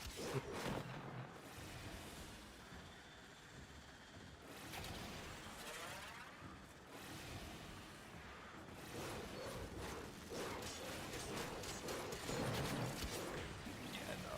The sad part is like as a Doom fan. But also keep in mind, I'm extremely biased on this one, period, because I'm already not happy with Bethesda and stuff like that. After they decided to basically kick Mick Gordon out of the studio. 'Cause you know who that is, right? wait, who? Mick Gordon Oh yeah, the composer for Doom. and Doom Eternal. Yeah, and was later kicked out.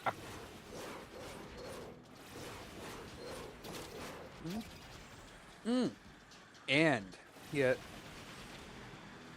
and they tried to basically take his name off of all of his music.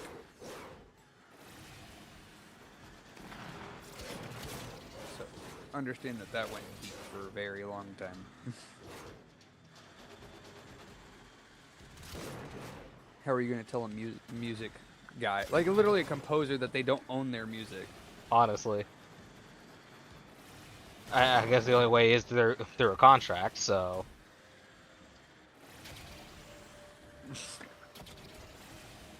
All I'm gonna say is like that man is so iconic at this point, it's ridiculous. honestly, All they did by firing him was give him more publicity. I hope he's doing better.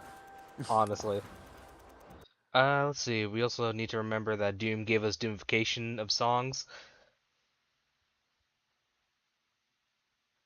Oh, and you know what I forgot that also gave us?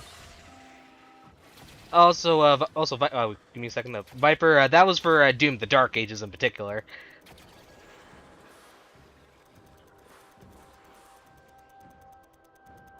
Monstrosity of a quote-unquote Doom game. At least it's not Doom 3, though. Yeah. That's why I said, like, you can tell me everybody can tell me Dark Ages is bad, and you're not wrong, but you could tell me Dark Ages is a good game, and I wouldn't fault you for it. Because nothing beats Doom 3 in how bad games are.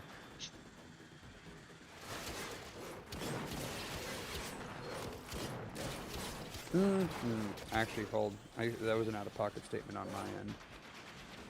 Gameplay-wise, nothing beats Sonic 06 on bad games. Okay. Okay, I was about to say. And I'm specifically talking gameplay-wise. Like, that is a buggy monstrosity of a game. Oh, we're doing a Sonic mission? We're gonna fall through the map today. Understood? Understood. There goes your run.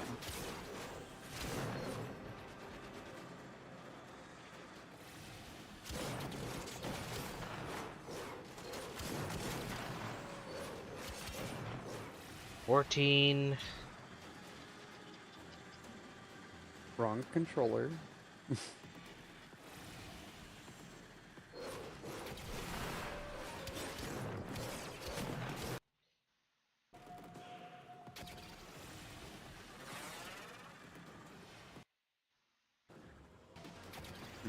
You can't hear that, can you? Wait, can't hear what? I have music going in the background. Oh, okay. I'm trying to make sure my mic doesn't pick it up because obviously I know you're streaming. Yeah.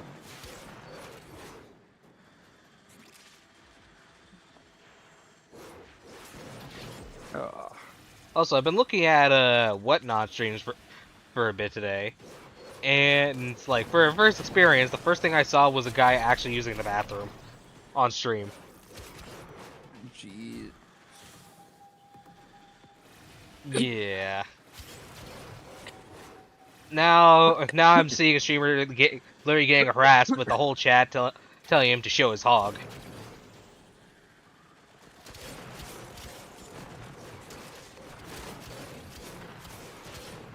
And what's crazy is that he's actually jumping up on his chair for every donation he gets. And he probably would almost look like XQC if if he actually had like a wig with white hair. Jeez.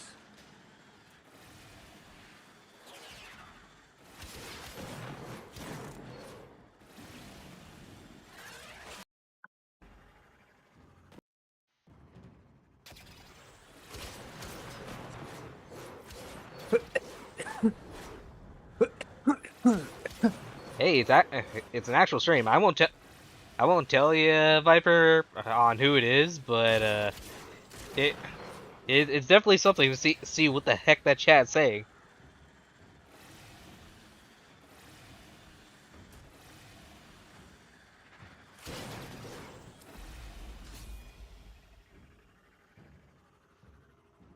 Freaking lightweight.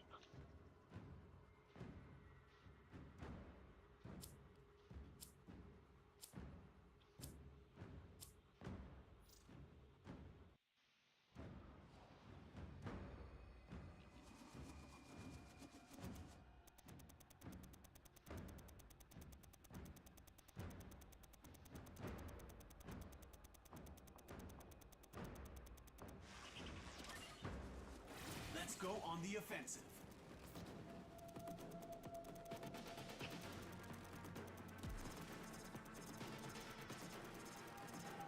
What is that noise? Is that you? Wait, what? Is that you? No. Sounds like somebody's hitting a soundboard.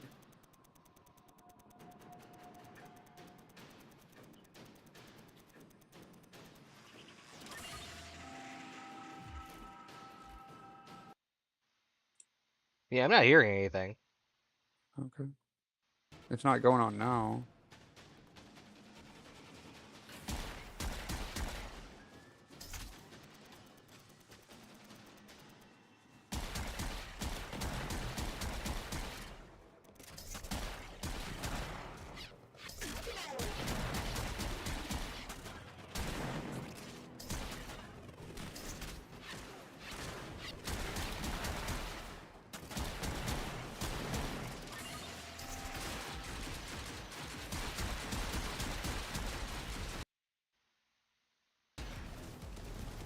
What do you use to stream again? Stream Elements?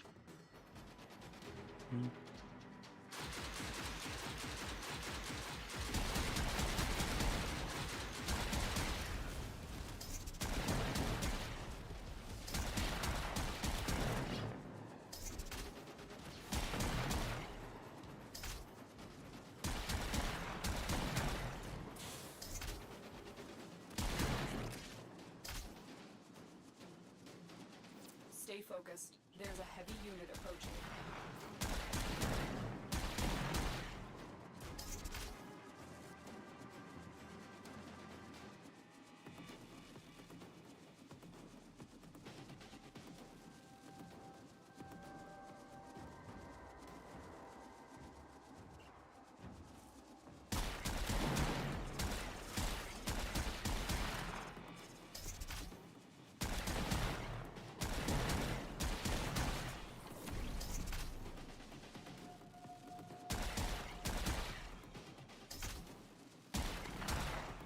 There we go.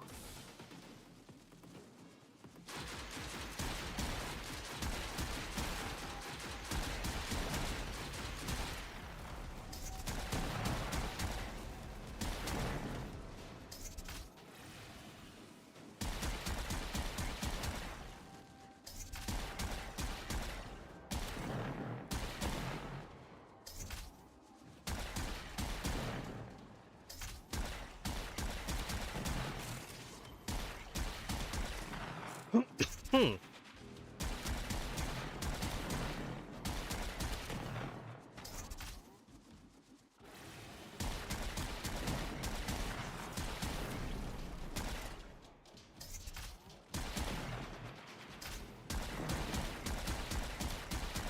I will consider what I've learned from the skirmish.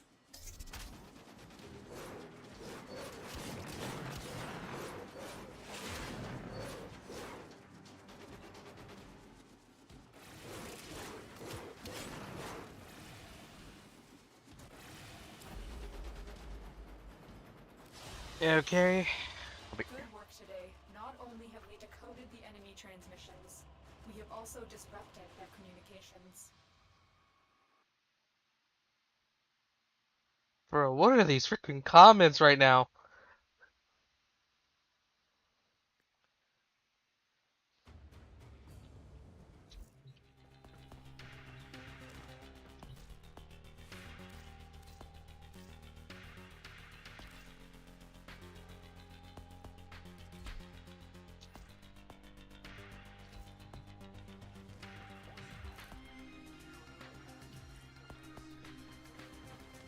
Uh,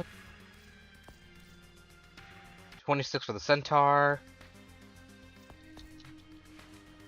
Okay, just gotta do a little bit more in order to get it up.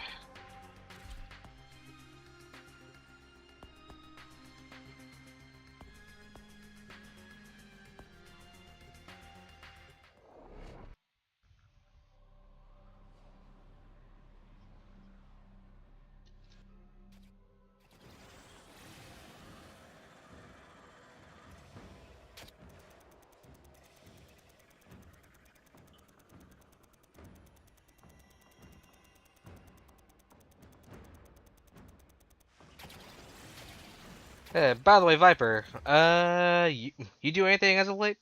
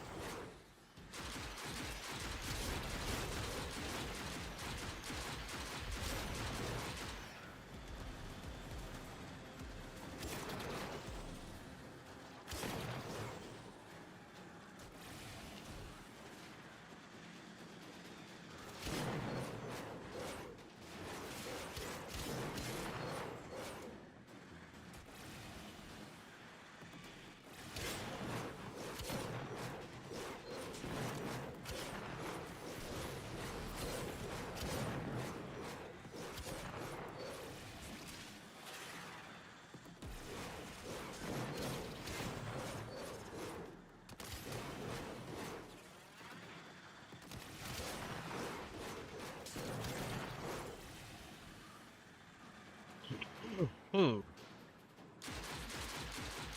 Shit. Just some kitchen. Oh, really? Customer support stuff. We're talking about recovering an account or something, or...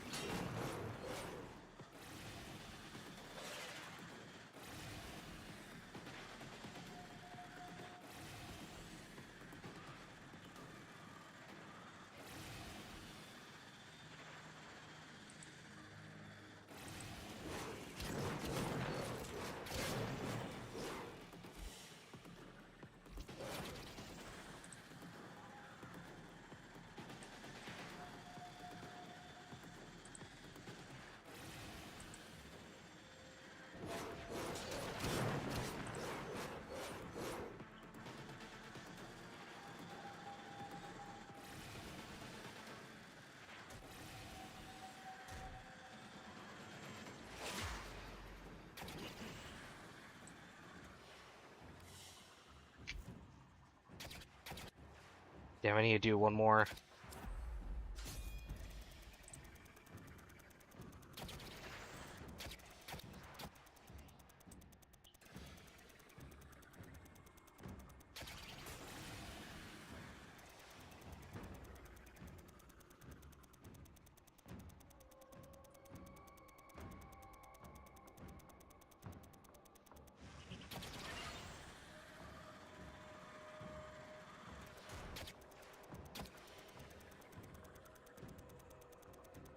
They're going to go after A.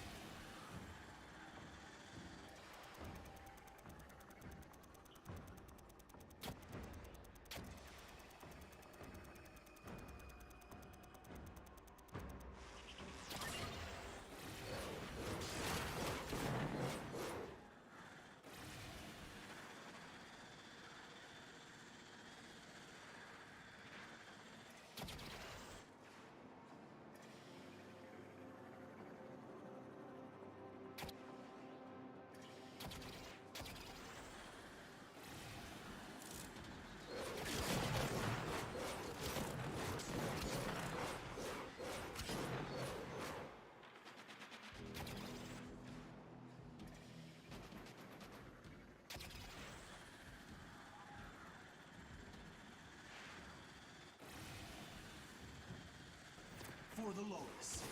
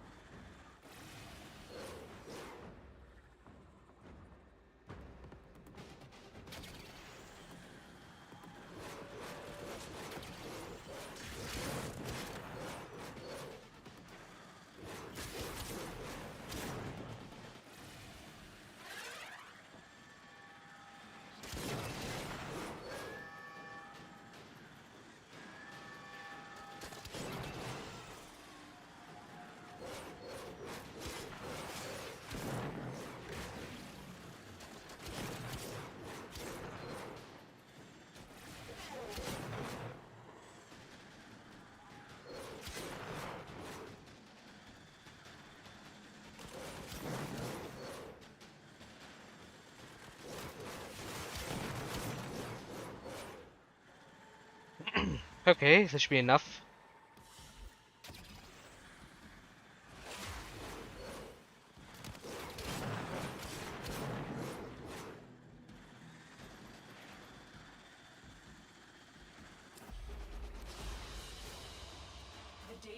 collected here today will go a long way in supporting our cause.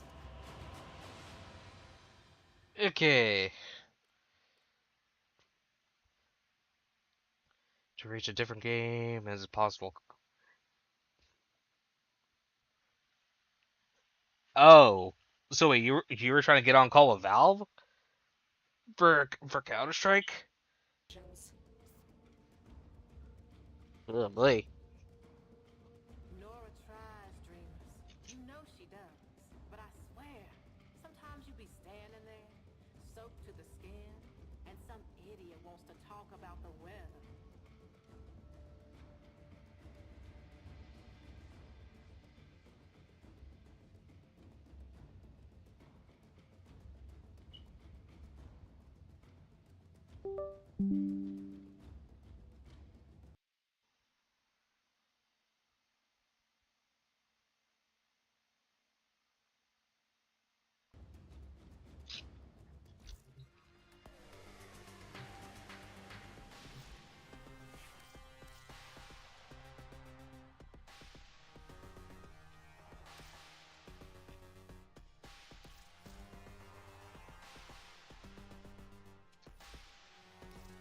Operator, you have remembered well how the Tenno arm themselves. Oh yeah, I did get the Fluctus. Oh, the actual game support.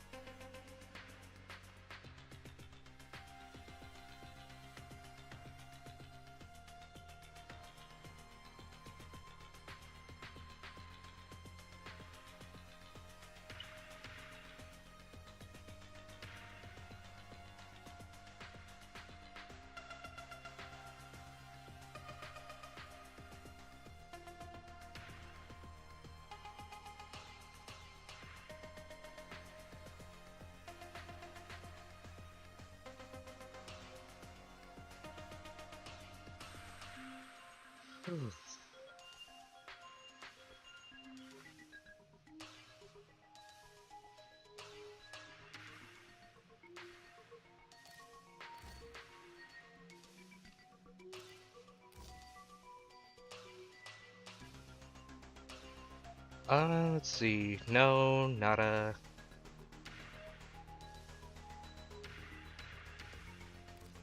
Stand by while I analyze the intelligence profiles of the Grenier. Error, not a number. Did the operator enjoy this witticism? There you are.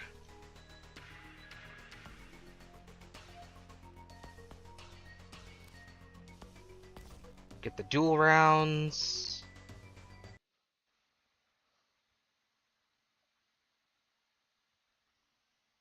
Huh.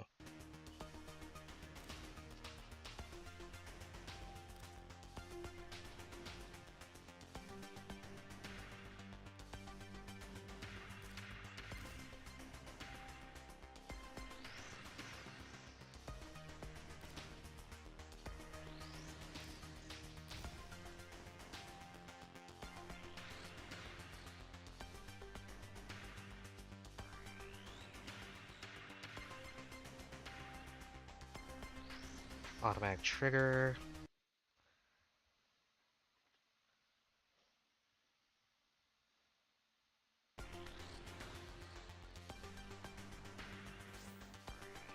$44, 16.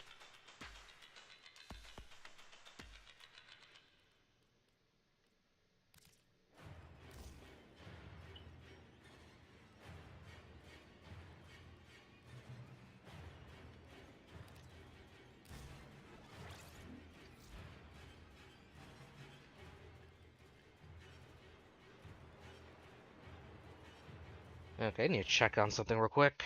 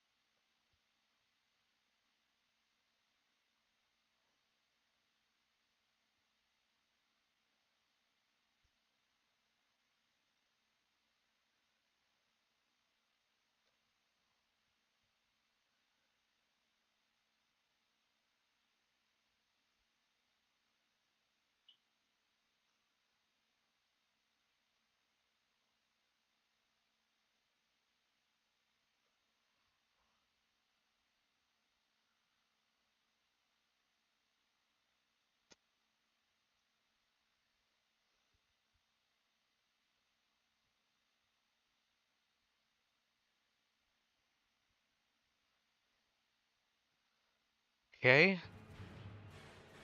That's all I need to know.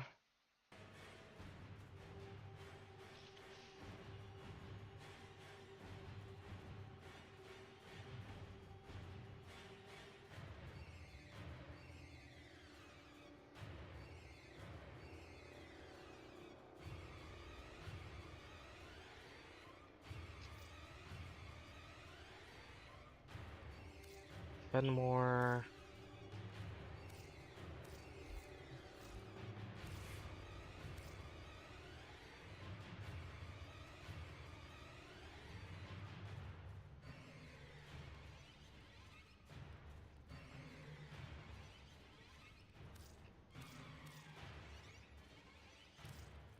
But yeah, with the centaur gone, now I need to switch.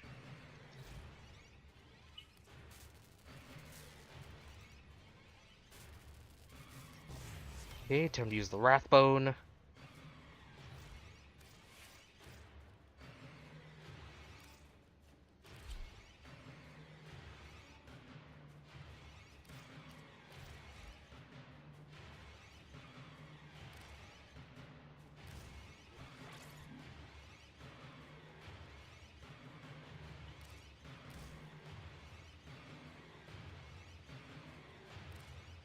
Crit meltdown.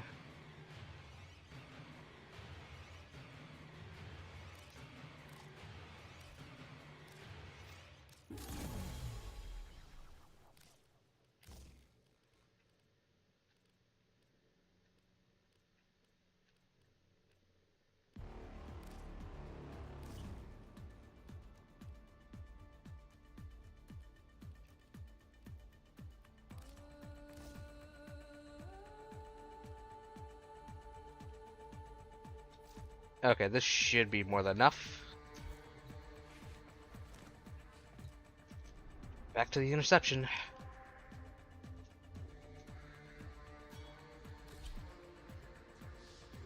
Freaking hate how this is gonna be my top way of freaking leveling, but oh well, what can I do?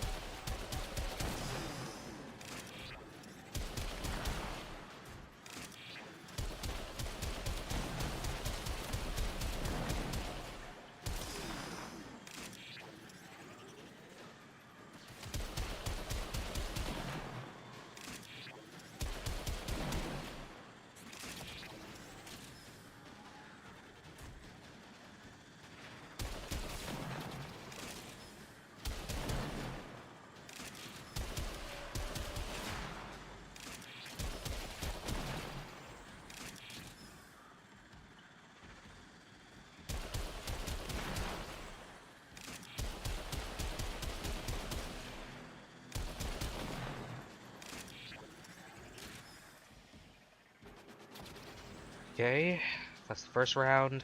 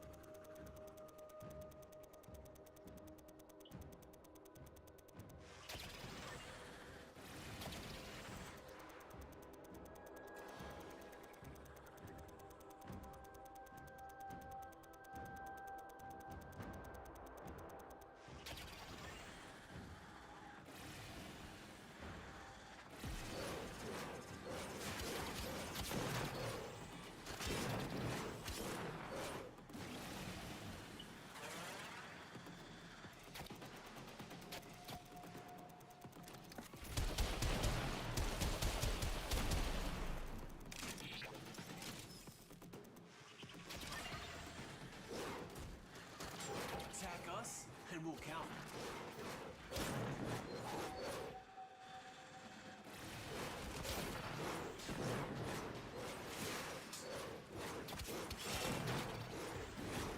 Okay. Hello. Hello. Hello. Hello. Rex, you there? Yep, I can hear you. Yeah. Okay. Same here. Okay. Yeah. Double checking. Yeah. Sorry, I've been silent. Just been trying to farm these Arcwing melees. You're good. I was just setting my stream up and seeing how good it looked. Oh, okay. You're gonna be streaming once a week or once human. My bad. Yeah. Gotcha.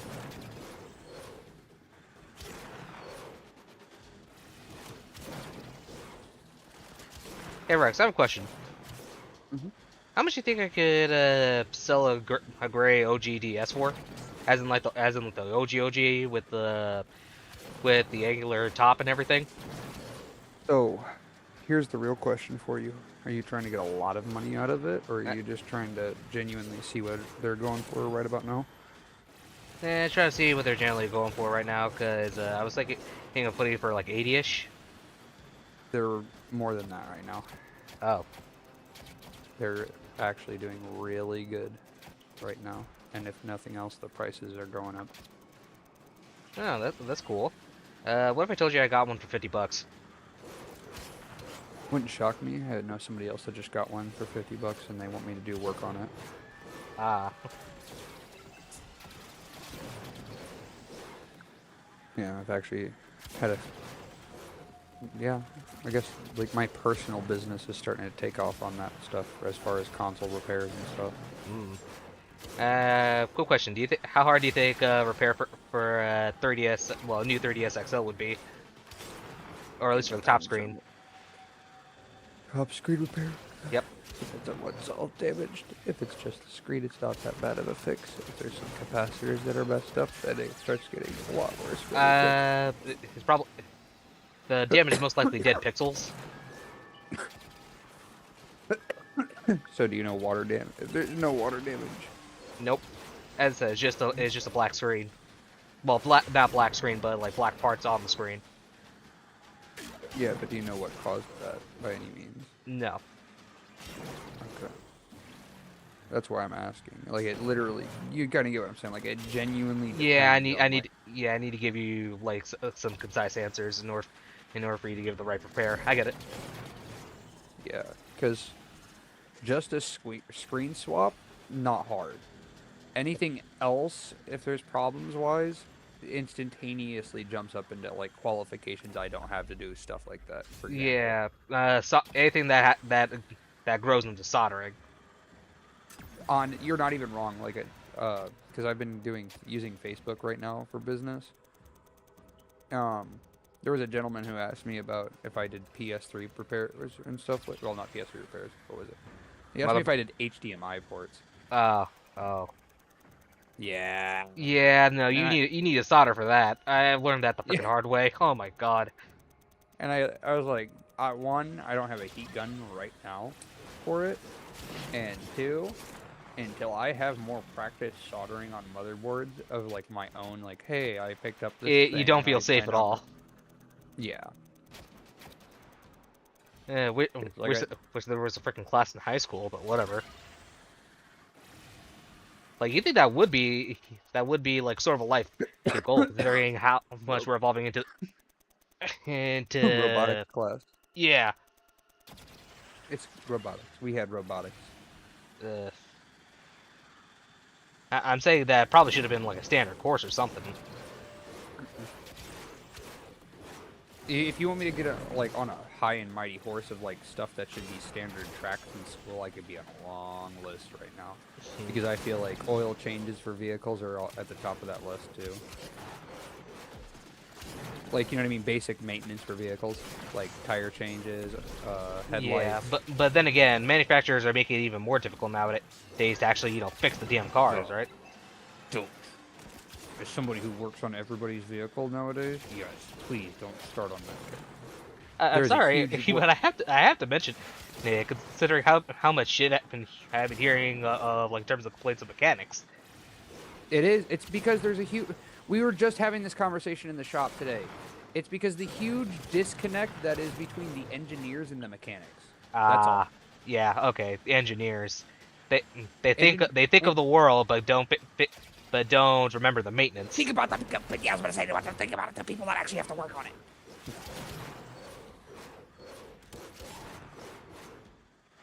Because hold on.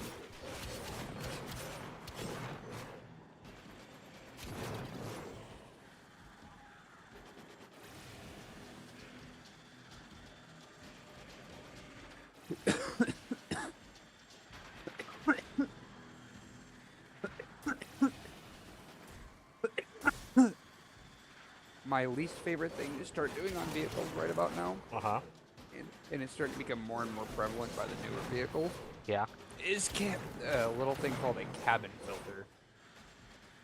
What is this supposed to be, like a dust filter for the ACs on cars? Yeah, actually, it's the thing that actually it's one of the filters that actually matter. You know what I mean? Like there are only two filters that I can kind of like really air filter anyways. Wise. Look at you and be like, they kind of do matter, depending on person, too. One, the engine air filter. That is just straight up the air the engine breathes itself. That is used for the combustion process. If that is bad, you lose gas mileage, and we're not even going to continue down that list. It's just like, that is not good. Okay? Yeah, that sounds like a basic skill they should be teaching in high school classes. Right. Right. And I can't tell you how many people I sit here and I have to change. You know what I mean? We have to look at them for people and ask them if they want to change. And I sit here and I'll show them their engine air filter, and I'm like, do you want this changed? And I'm sitting here and I'm looking at them nicely and I'm asking them nicely, right? And the reality is I'm deep down inside looking at them like, you need this changed. This thing is supposed to be white, and it is pitch black. Well, I mean, it's always, I mean, for some people, it's just a really awkward exchange at the mechanic shop. Mostly because no one wants to deal with like prices of mechanics themselves, or like do you know how much a service fee is for us? How much? So basically, do you know how much we charge you for our mechanic work itself at our shop? $5.99. An hour, or for every single service period on your vehicle. That is not per service. That it means like if you just want an oil change and that's all you got done today, it's still $5.99. Now let's say you wanted everything done on your vehicle, it's still $5.99. Yeah, I think maybe it's because a lot of people have just been hearing a lot about like ghost charges here and there. They do exist, and I think the worst part is like, it's not necessarily the company. Sometimes it is, but after having worked for who I work for right now, then crucify me by all means. I'll take that to the grave. But my boss, our district manager, Yeah. is wholeheartedly like. Keep in mind, even though it's a mechanic shop, basically, it's really just a oil change place, over glorified into being. We are the Subway of oil change places. Understand? The Subway of oil change places. Yes, because you know how like Subway is still fast food, but it's like that over glorified fast food because you know how if you ask somebody that worked at McDonald's what they work, they'll tell you that they're a fast food employee. You know what I mean? So, quick question: who's your Jared Fogle? That's Marco. Oh boy. If we weren't streaming, I would get deeper into that. That's all I gotta say. Yeah, that's gonna word a singular yike from me, dog. We're on a plotting course of getting our district manager fired right now. Okay. Oof. It's not even just kind of, not sort of, like there's over 6 of us plotting this man's downfall, and there's only 6 of us in the shop. Bro. Are you playing on the assassination of frickin' Caesar? My thing is like, and this one I don't mind saying on stream because it's not like that bad kind of thing. Yeah. But this was my line of like it's too far and somebody had like needed to just do something about this man. Period. Mm-hmm. Is like this is the first time I ever met him, so this is the first time I realistically meet my boss's boss. And he comes up to us and he's like, "Have you guys ever been to Comic-Con?" So I'm sitting here and I'm like, oh, this is actually probably about to be an interesting conversation. You know what I mean? Like, I want to go to Comic-Con. You and me have talked about Comic-Con and stuff like, you know what I mean? Yeah. Like, literally a pretty decent conversation starter. Yeah. And so he's like, he has a bunch of pictures from Comic-Con. He goes to show us and everything else like that. And my stomach turns the second he shows us the first picture. Because he's the creep that walks through Comic-Con and takes pictures of women that he finds attractive. And that's all he did. Like, when he said that we were, like, when I thought we were going to talk about Comic-Con, I thought we were about to talk Comic-Con. I didn't think my boss's boss was going to sit here for almost an hour straight and show us pictures of women on his phone that were obviously cosplaying. And yeah, this is a rogue from X-Men. She's hot. And? That was every picture on his phone, bro. Jeebus. I have yet to hear that man talk about a woman respectfully. Oof. I mean, he is close to my mom's age, and he is dating somebody closer to my supervisor's age. And she Ooh. is 20. She cannot buy alcohol yet. Oh. I mean, and to top all of this off, right? Yeah. You act like this at Comic-Con. I'm not even gonna touch what the whole relationship you got going on with a 10-foot pole. But the real kicker of it all is you are this kind of human being and you want to be a pastor. He actually wants to be a pastor? Yeah.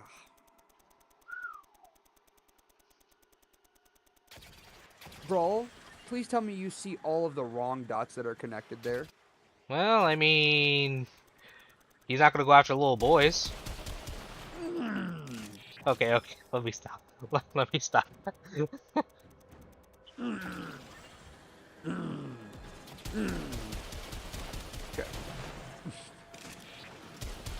But that's my boss's boss in a nutshell. Just so you know. Yeah. To say that I hate working for a human being like that is an understatement. But overall, that's why, like I said, I had to leave that caveat. Now, meanwhile, the rest of us that do our job actually at the shop and stuff like that, like I said, there's only about 6 of us that work there in that shop. We are not, obviously not that, and let alone we are not the nasty salesman that he is of, because it's a commission-based job. Yeah. We still make money off of sales, but we don't push sales on our end. Right. He does. If you don't need an oil change, he'll still try to sell you an oil change. If you don't need an oil change, we'll let you know you don't. But if you still want it, we'll still do it, obviously, because like we get it.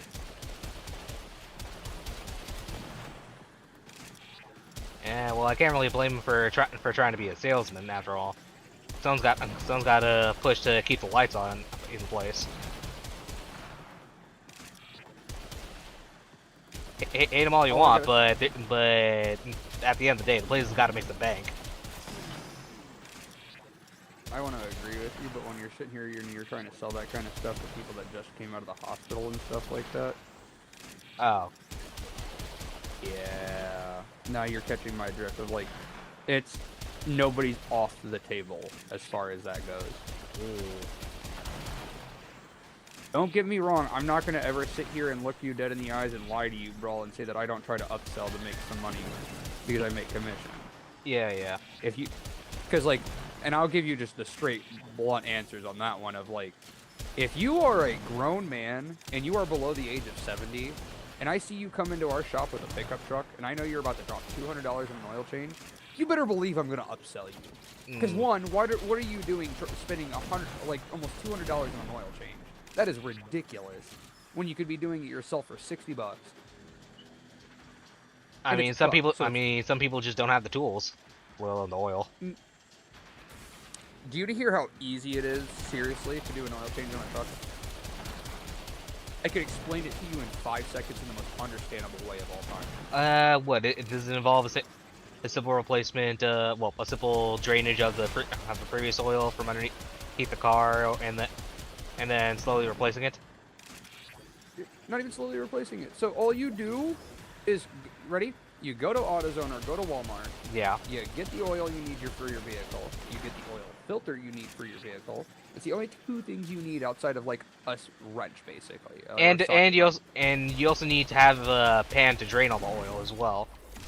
Yes, and honestly, I'll even go the step further of how easy this gets, right? Mm-hmm. If you go to AutoZone to do this, they'll let you do it in their parking lot and stuff like that. And they'll take your old oil for disposal. Damn, okay. Yeah.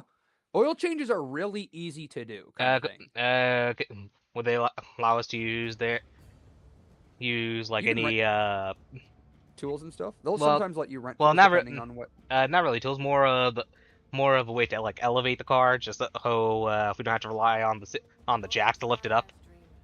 No, so this is what I was saying with a truck in particular, right? Yeah. A truck, you don't need to at all. They have more than enough room that you can get under them, very comfortably so. Yes, but what if you're, say, a larger fella? You still comfortably so. Yeah, okay. No, because like Zach fits in that category, and we do. That's why he likes working on his truck, for example. Right. Is because of that. It's more than enough room to get under it if he doesn't want to put the jacks up for a lot of that work if he doesn't need to. And the extra hand space and stuff like that. Right. So when I say like it's easy, 9 times out of 10, do you know that you only need one tool realistically to even do that?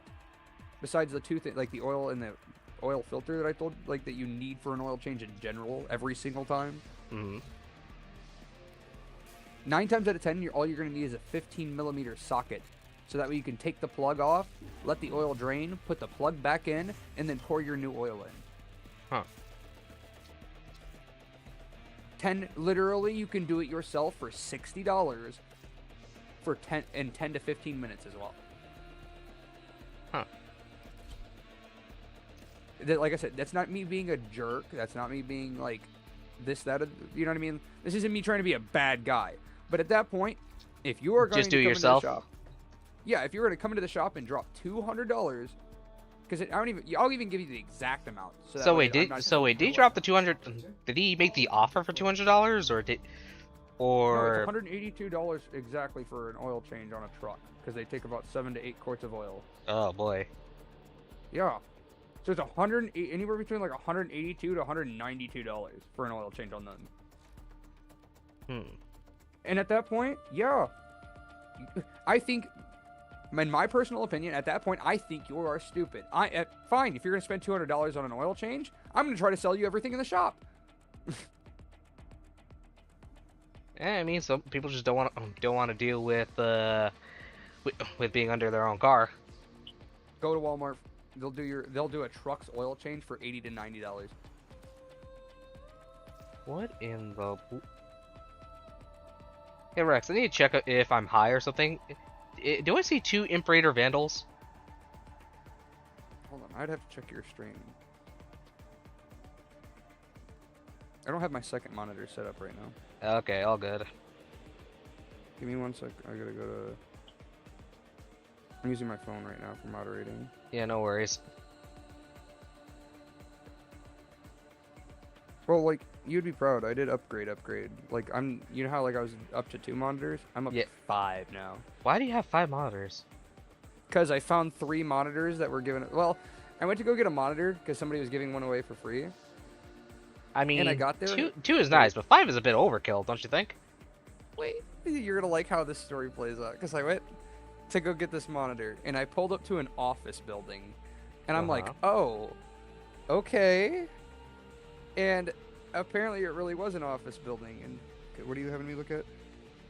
Oh, these 2 Imperator Vandals here in the Codex. Yes, indeed it is. Was there an Imperator Vandal regular and Imperator Vandal Prime? Funny. But sorry, what was I saying though before that? Oh, Viper says he's high and he sees them. But what was I saying before that? We were talking about the Vandals. Oh no. I was just saying, was there a regular Vandal and a Vandal Prime? No, I was saying, what did I say before that? Oh, we were okay. talking about the Vandals. What were you saying? The monitors. Oh yeah. So yeah, showed up at this office building, and apparently they were upgrading their computers and stuff like that. Hence why they were giving the monitors away and everything. Well, giving the monitor away, and I went to go grab the monitor. And the thing looks great, and I went to go walk away and go put it in the car and everything. Yeah. And he was like, "Do you want more?" And I was like, "Do you want more?" Do you want more? I paused in my tracks so quick, and I was like, "How many more do you have?" You got them for free, or? I got all 3 monitors for free. Dude. At that point, bro, no offense, how could I say no? I know. I would have done the same thing. At first, I was gonna. I probably would have sold it. Like I said, I was just gonna grab the 1 monitor, but then he said, "More? Do I want more?" Yeah. No, the first one really good. It's a Sylvania. Ooh. Really nice monitor, actually. You can tell that was definitely in somebody's nicer office. Now the other 2, generic Dell monitors that you see in every office building known to mankind. Did they come with the Dell Dimension?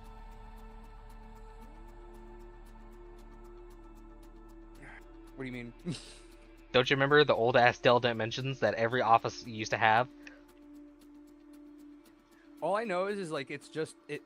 I don't even know how to explain how generic these look. They just look like generic. I don't even know the size. Yeah, I don't even know the size on these to give you how generic they are. That's just it. It's just the. Oh, you're brutal. I don't know their resolution though. They're probably pretty decent. If you ever break a monitor, you have backups. Definitely. Honestly, what's even scarier is I could use all of the monitors if I wanted to. I have all of the ports to do it. I'm pretty sure there's 8. There's 8 ports on my graphics card. Because I'm pretty sure it's like 2.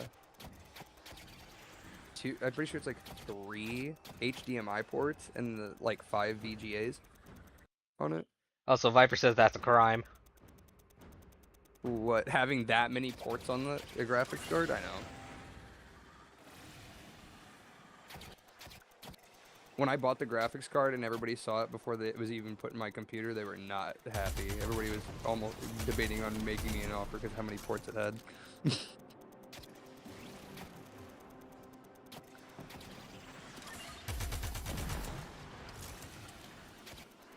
The assistant store manager at where I work, I told him how many ports the graphics card had, and his jaw hit the floor.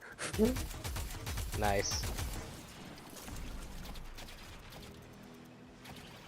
Doing all of them at once is a crime. Honestly, yeah. If I ever get an 8 monitor setup, would be a crime. No, you'd be just living the true Bane experience. You were born in the dark. No, no, no, no. I'm talking about Payday Bane. No, I think this still applies. I was molded by the monitors. How do you not remember Bane of all people from Payday? Because I didn't play Payday as much as everybody else, honestly. Dude. Because at the time I got to play Payday, everybody wanted to do all the run and gun missions, and I just didn't want to play run and gun missions on Payday.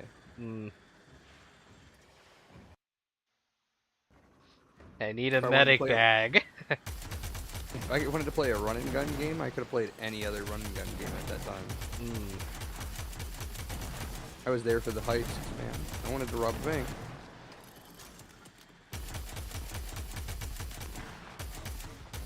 Actually, Rex, you ever heard of this game called Gambling with Friends?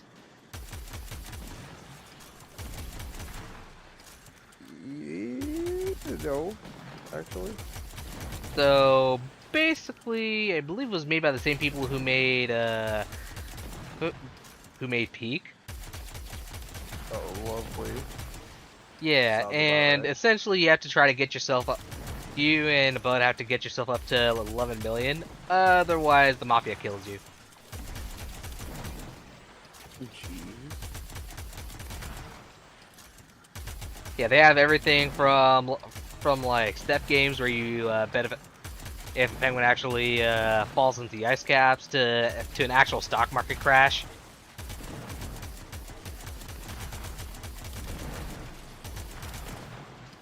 Oh, and you can also sell body parts to help with your debt. Jeez. That's hilarious. See, that's better than what my coworker got me sucked into.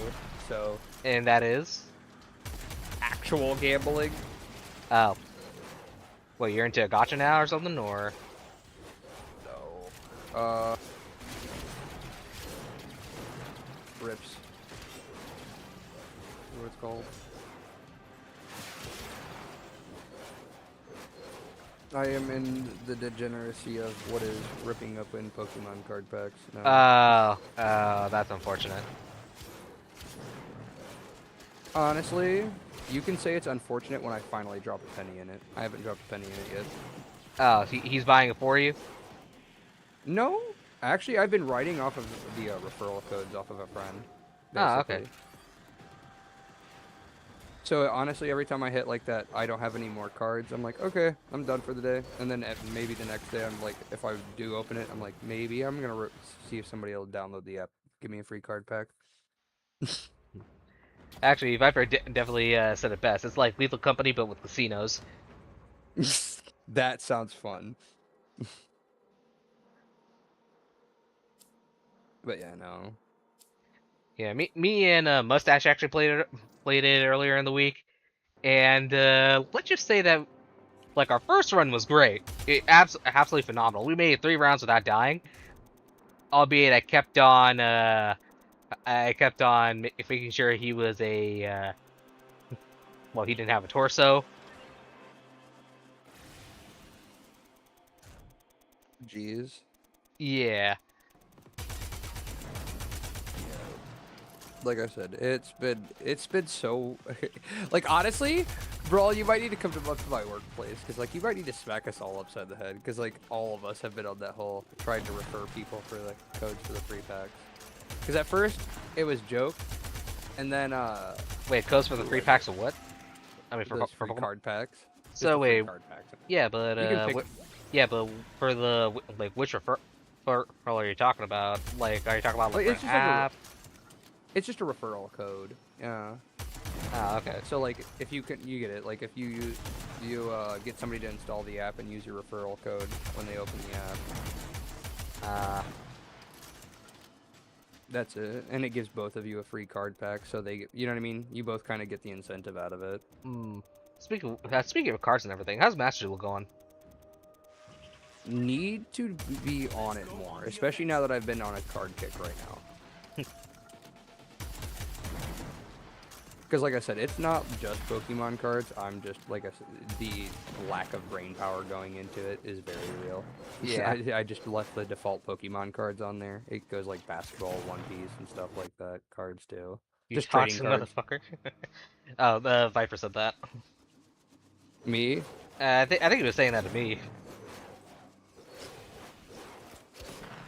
Stay focused. There's a heavy unit approaching. Okay.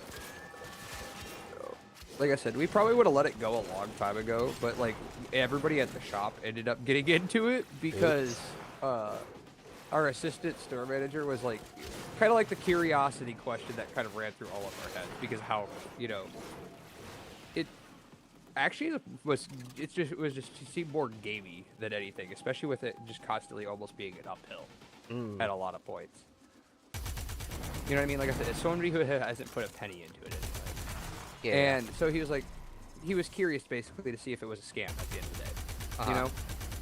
And the bare minimum amount was like $6 to pull out. And we were like, okay, that's like a really low amount. So just out of curiosity to see if we could get it. And he didn't, like I said, nobody's put money into it as far as I know. And off the referral code, he got up to like $7 or $8.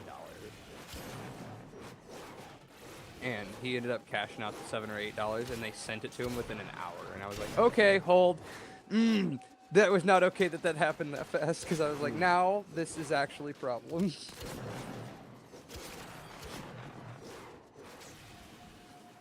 There you go.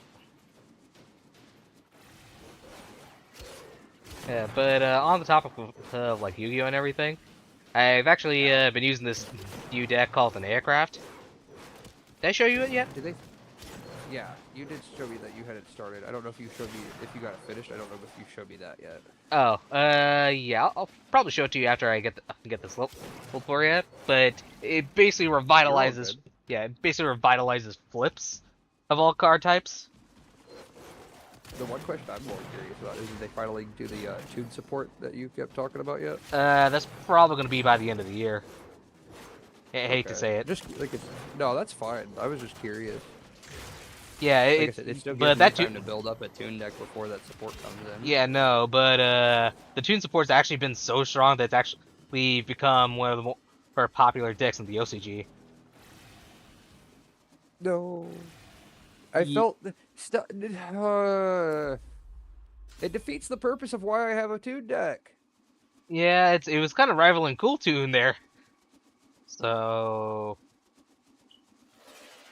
or the way that I used to rock a tune deck was what's that card called? That basically turned the playing field into Tune Town. yeah, they still have that field spell, but they turned part of it into a continuous spell, and there's now? I forgot the initial use, but I do know that there's a continuous spell that's treated as Toontown. Because you basically just, you know what I mean? It was weird because you basically almost rode on that card a lot. The old version of that card. Yeah, but as I said, like the archetype has become a meta nowadays on the OCG. With Sorry, go ahead and finish. No, I was about to say that it was bound to happen since it was a nostalgia-big card at the end of the day, with it being Pegasus' deck. Now, if only they would give Harpy support, please.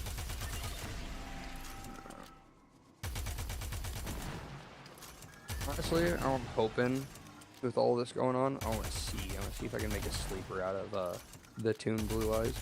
Actually, if you want to use it early, you probably could use Omega. I'm just curious. Like, do you think Toon Blue Eyes and stuff like that is still viable or no? As in, like, Toon with Blue Eyes or just Toon Blue Eyes? Toon with Blue Eyes. I mean... And, well, ooh, or I guess both, actually. And Toon Blue Eyes. Blue Eyes, they're better separate than they are together. Because the only time I ever mixed it like that was more of like a mislead. You know what I mean? Because you would more think that I was leaning into Toon and I didn't have as many Toon cards and stuff like that, and it would end up being a Blue Eyes hand, basically. It kind of reminds me of me and my Dragon Links, because you know how Dark Condition got new support with Shining Sarcophagus, right? No. Okay, so basically there's these new cards that revolve around this one continuous spell called Shining Sarcophagus, and it's a deck that is based on the deck that Yugi made during his final duel with the Pharaoh. Gotcha.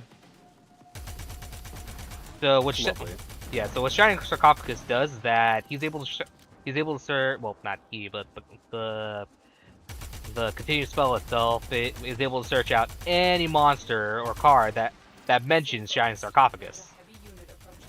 Here's the real question. I'm curious as far as like you know what I mean, like playstyles being around and stuff.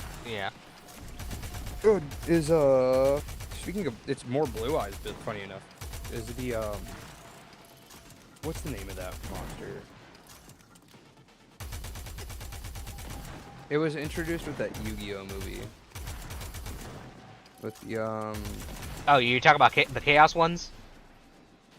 No. I think it was like Yu-Gi-Oh and the Pyramid of Light or something like that. I'm not sure. The one that I remember is the one from the Dimensions. Yeah, no, this one was like like the Winged Dragon of Ra was big front screen on that one, on this movie. So was Slifer. But no, because like the movie introduced a new Blue Eyes. I'll put it that way. Like Blue Eyes Shining Dragon or something like that. Hold on. Let me look it up. Viper. Sorry, I didn't read your message properly, but basically one of their traps allows you to look at your opponent's hand on the constant. If that says anything about the new support.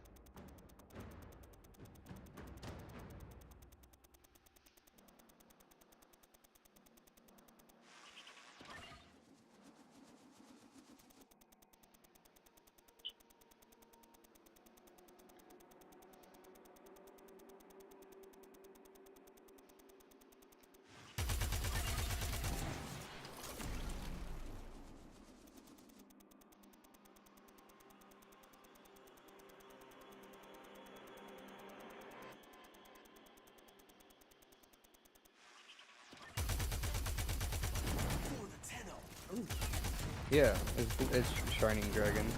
Is there still a playstyle around him? Shining Dragon? Yeah, Blue Eyes Shining Dragon. I don't think so. Cannot be normal summoned / set. Must be special summoned from your hand by attributing one Blue Eyes Ultimate Dragon. Gain 300 attack for each dragon monster in your graveyard. When a card or effect is activated that targets this card, quick effect, you can negate that effect. Oh, that card. Really, really, really, really disgusting card with a dragon.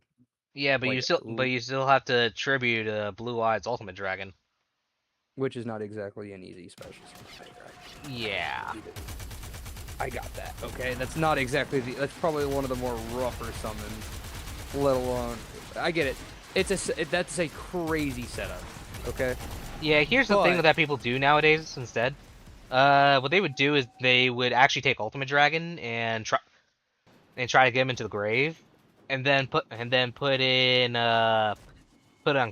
Chaos Max, and then after that they would they would use Blue Eye's Ultimate Fusion, and then bring out Dragon Master Magia. Do you know what Dragon Master Magia does? Hmm. Oh, he basically he gets free negate on pretty much anything. Like Kind of like you the. use a spell, negate. Use a monster, negate. Use a trap, negate. I just like how if any card basically targets Shining, it kind of negates it too.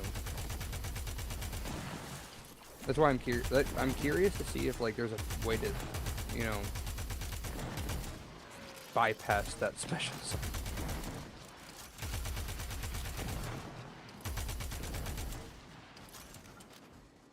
You said it cannot be normal summoned, right? Yeah. It just has to be special summoned. Hmm. But it came with that caveat of you have to sacrifice an ultimate. Wait, does it say you have to, or does it say special summon it by tributing one? By attributing one. Okay. In that case, I think I might know a cheat. What's the defense on the thing? So it says cannot be normal summon slash set. Must be special summoned by attributing one Blue Eyes Ultimate Dragon. Yeah. What's the defense? No, you can't set it.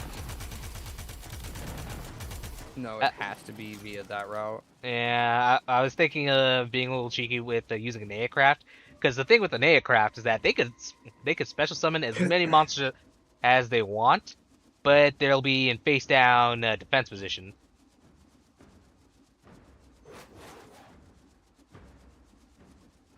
See the problem?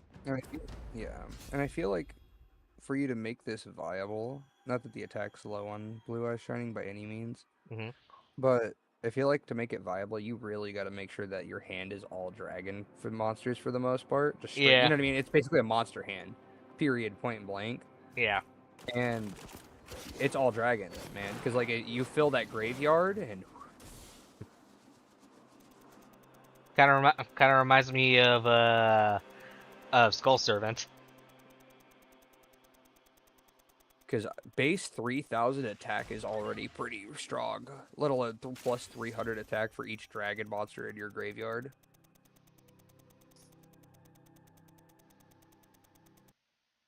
Another reason to not play Master Duel.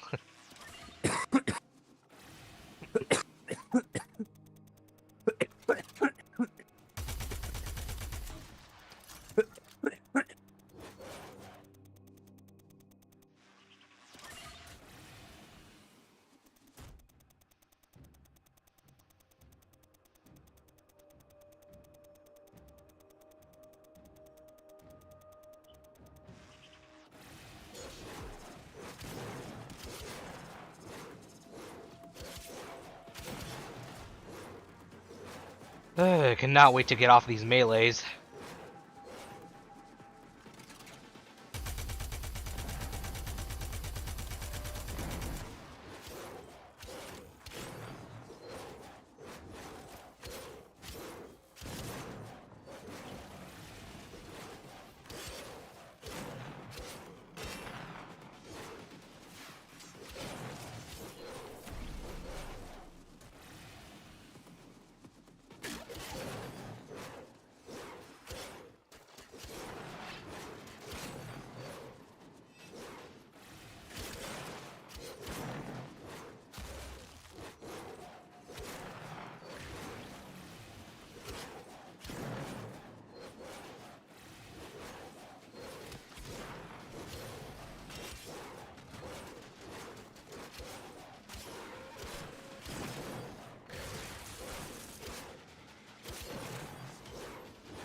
Yay.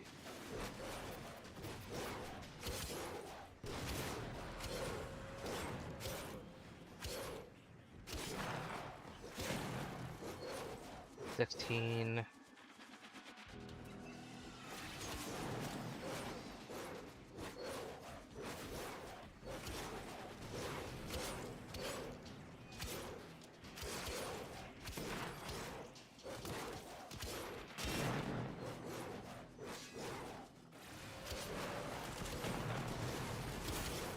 Quick question for you, bro. What's up?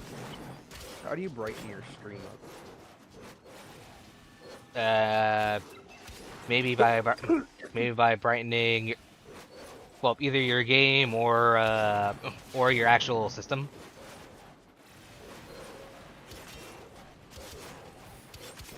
You might have to check my stream when you get a free minute and tell me if my stream seems a bit too dark. Got it.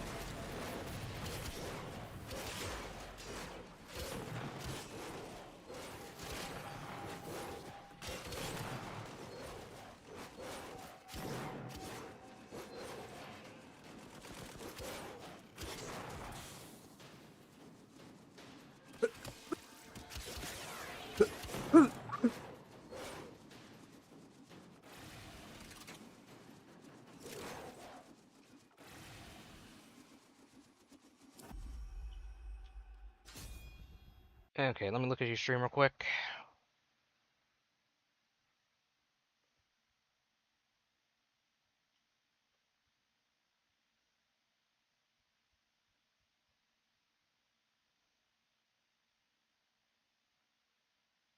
Your stream looks fine. I mean, the floor might be a little bit darker than usual, but it still looks fine.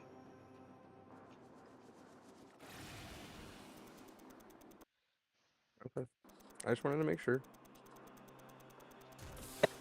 Because on my end, where I'm watching it, it seems a bit dark. Hmm. Might just be the display, honestly. Hmm.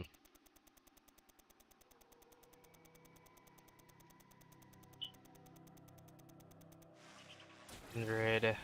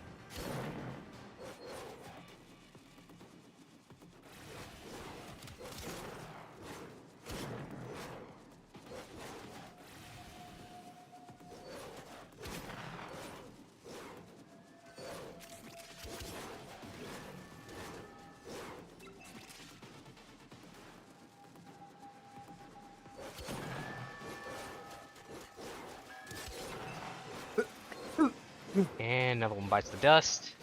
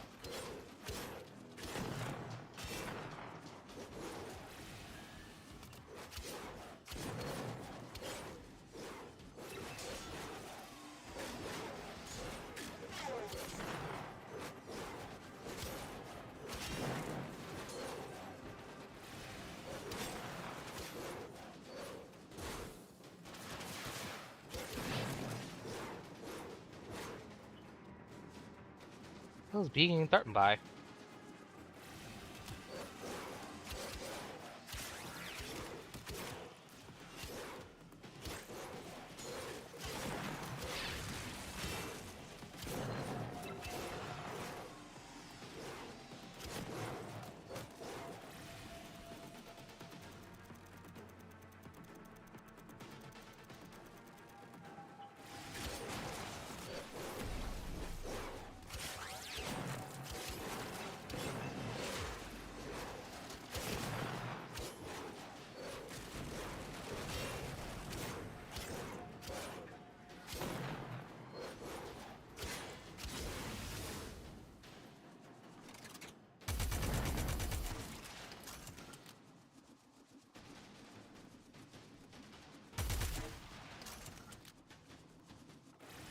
Hopefully that should be better.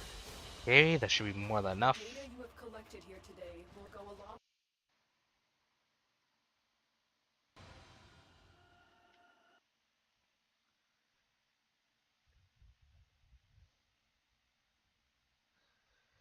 Okay, that's another melee done and over with.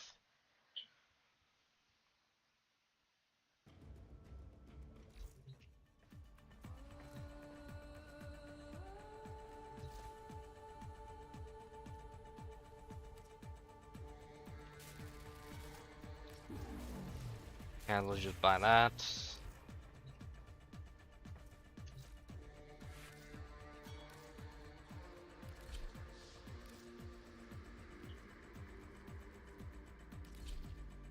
Yeah, I want to mess with this one. God, I really wish we had I wish we had something to use with the arc melees besides the regular arc wing. Know what I mean?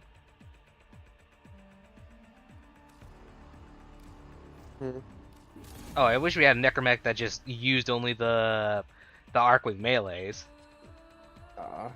Yeah.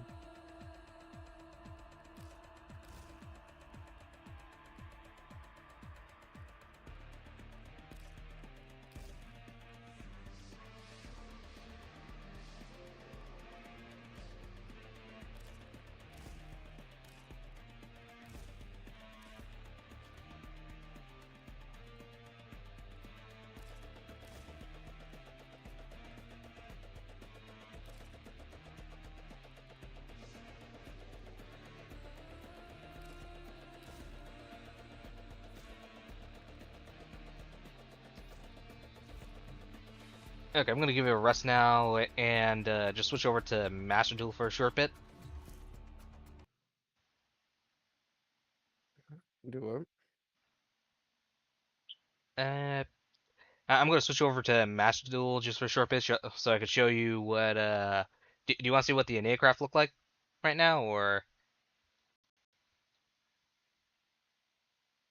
Sure. Yeah. Okay. Give me a second.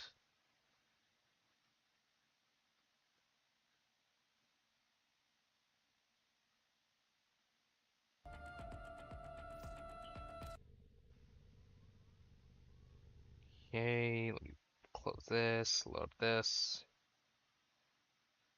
And load it.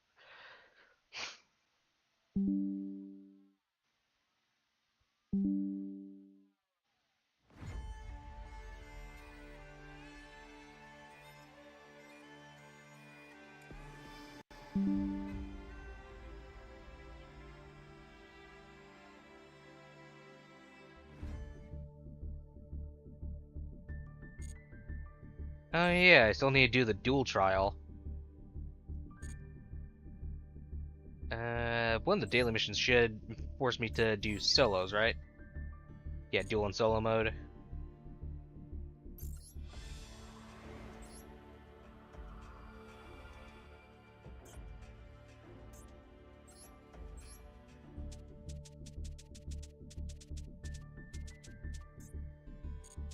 Wrong one. Here we go.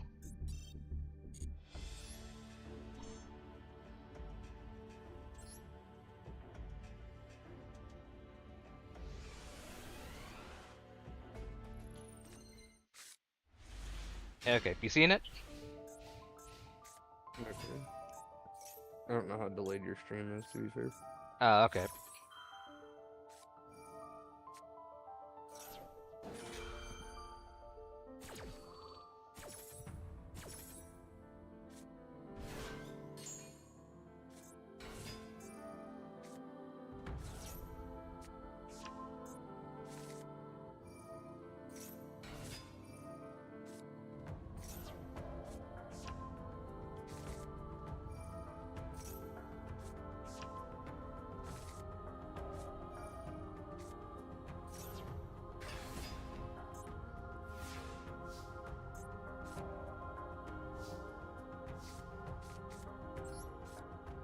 Okay, just need to do this real quick. Can't normal draw anymore, but this is fine enough as is. So the main deal with the Neocraft cards is that the level 1s in particular are actually used to search out the rest of your deck for other Neocraft cards.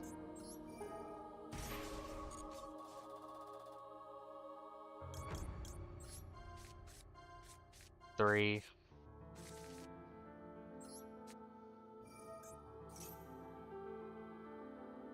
Then we search for you.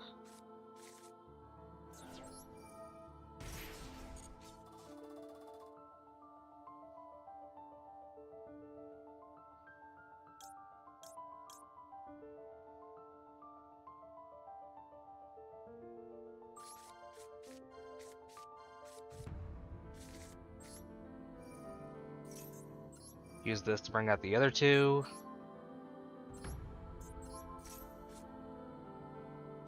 Place in the new level 1.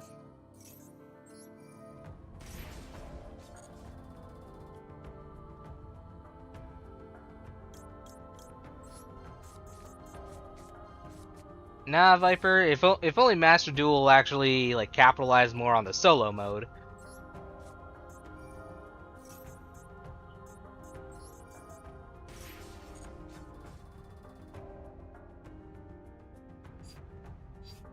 Oh, let's see.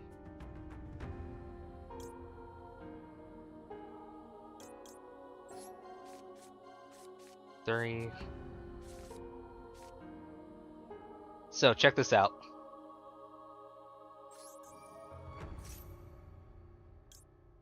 Okay. Lay down 1. Lay down 2.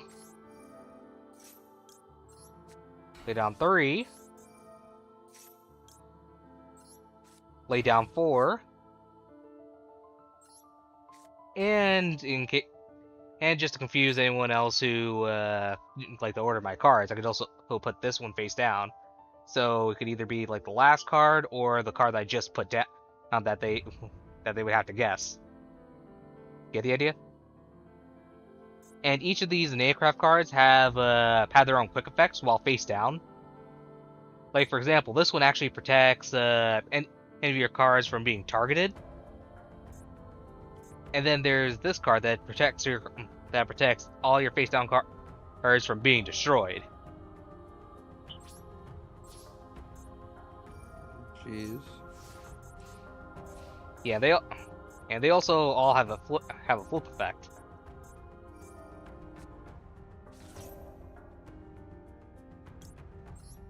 Like for example, if I could use the Herto's effect right now, and I just got infinite impermed. But I can negate it with Osteopixia. And you see these little counters right here? That's A2. Because I have the field spell, they do something really interesting. After this, of course.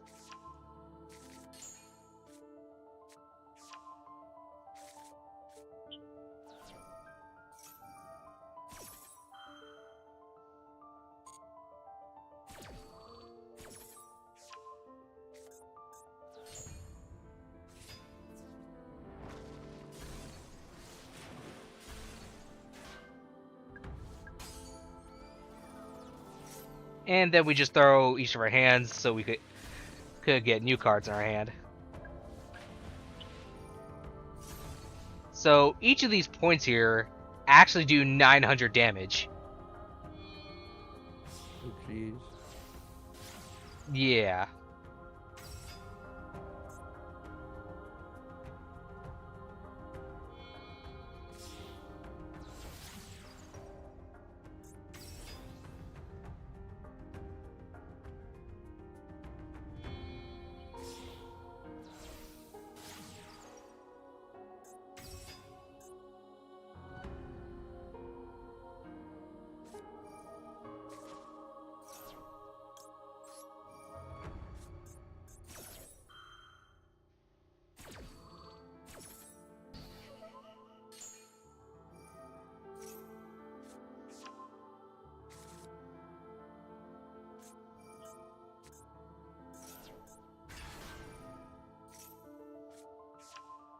Quick FYI, this is actually a bot I'm facing right now. Oh, jeez. Yeah, it's trying to prevent its own death right now.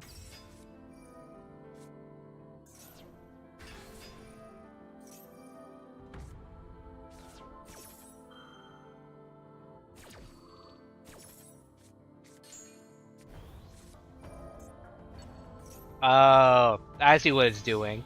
It wanted to grab freaking Abyss Scale to stop the spell effect. Oh. Oh, that's not cool. Bro. Bro, this freaking bot.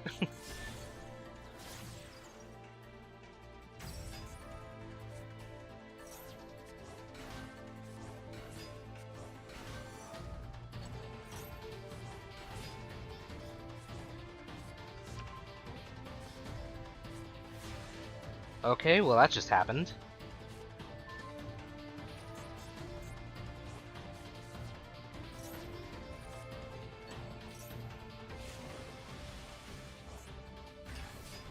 Well, at least it doesn't have any material.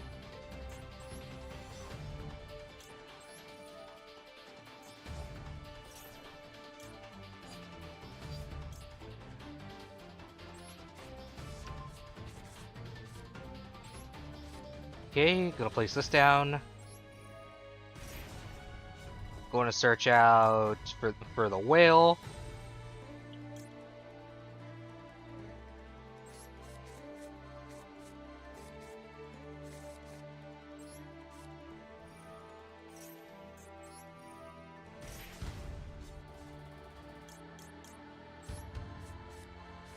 Three. So there's another card that actually works with Enneopolis here, and it's called an Aircraft Reset. The main use for an Aircraft Reset is to actually place the Enneopolis field spell from the deck or a grave onto your own face of field. But it also has a secondary effect where if I have 2 pendulum cards on each of my pendulum zones, I can negate 2 cards that are on the field, and they cannot be used until they're either removed or destroyed. Well, returned or destroyed.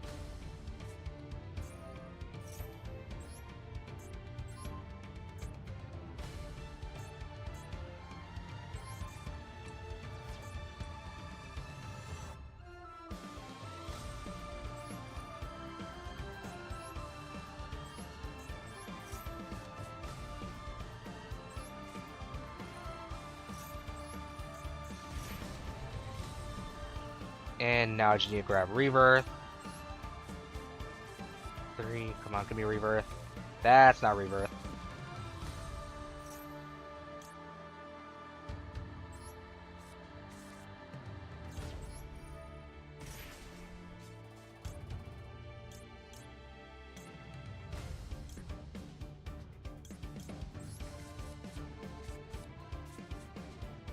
There's Rebirth.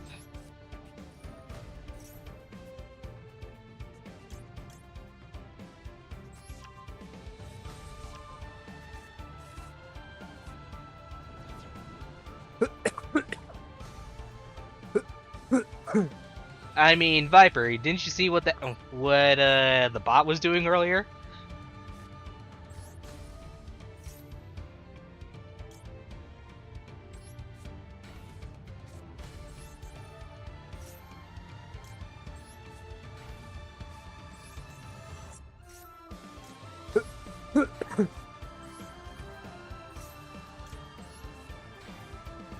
and then set.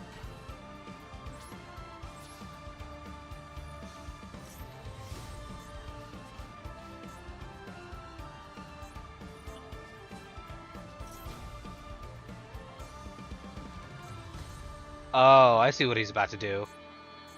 Uh-oh.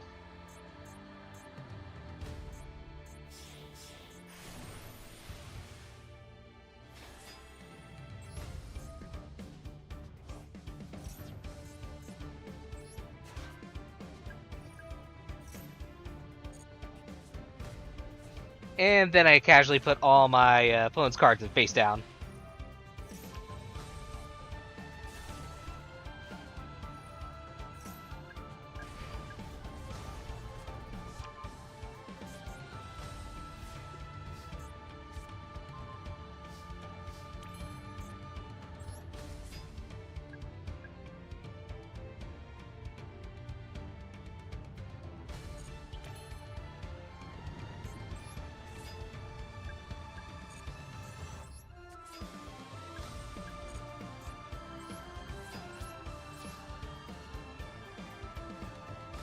I believe it was this one, right? Yep.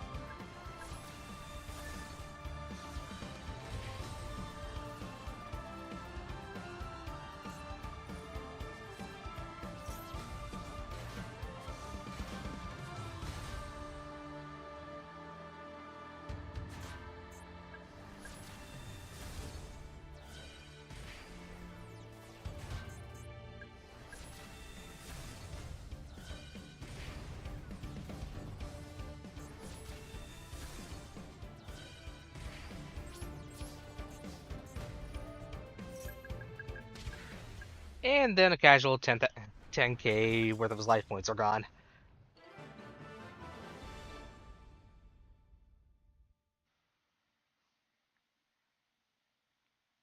Oh, Viper, you never face an aircraft cards? Oh, simple Viper. It's Enneapolis right here.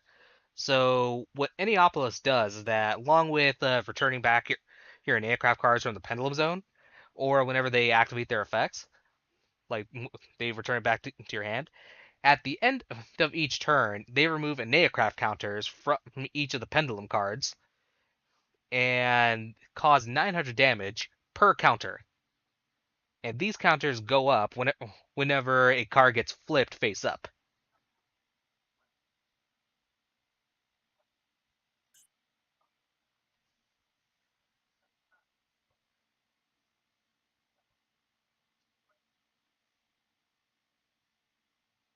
But yeah, this is like the getting the counters is pretty much the level one's effects are. Well, not just level ones. They also apply to to the level nines as well. But people usually keep the level ones in the pendulum zones.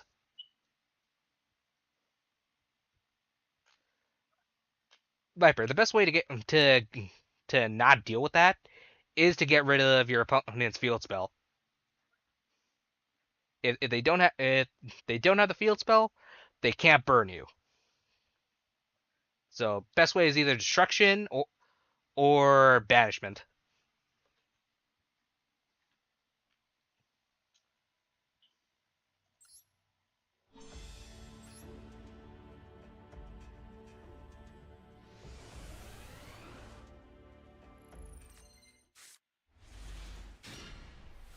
Ooh. Jesus, this hand.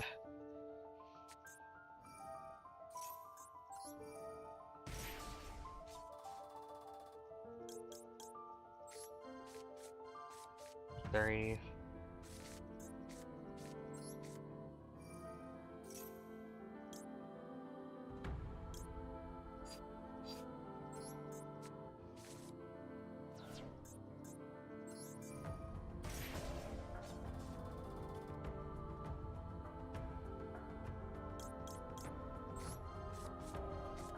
Three.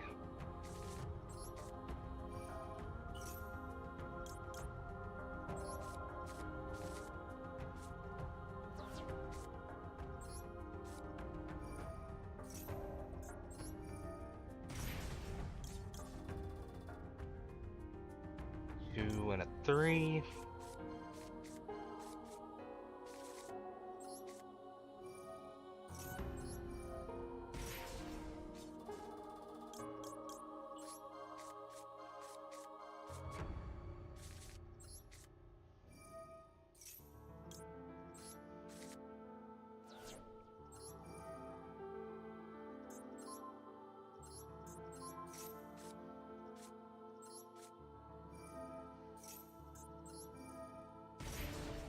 Which one did I use for the...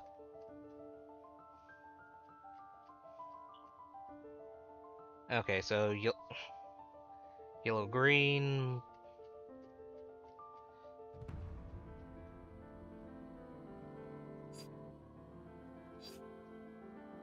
Green, red, blue...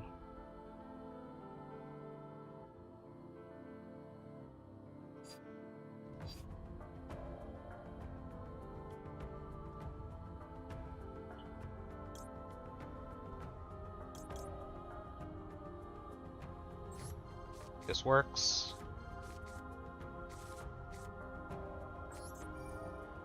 And then I can just set as many cards as I want face down.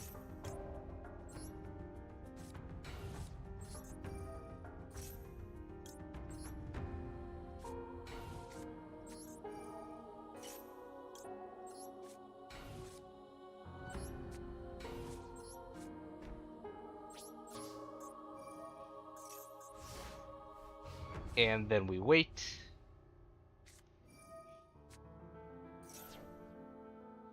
Let's see. Oh, she's gonna special summon? Big mistake.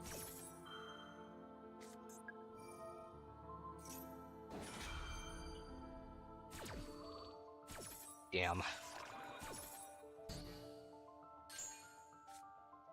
So basically, if my effect, well, if this card wasn't negated, it had additional flip effect where I could actually, it was a mandatory effect where I could destroy one monster my opponent controls.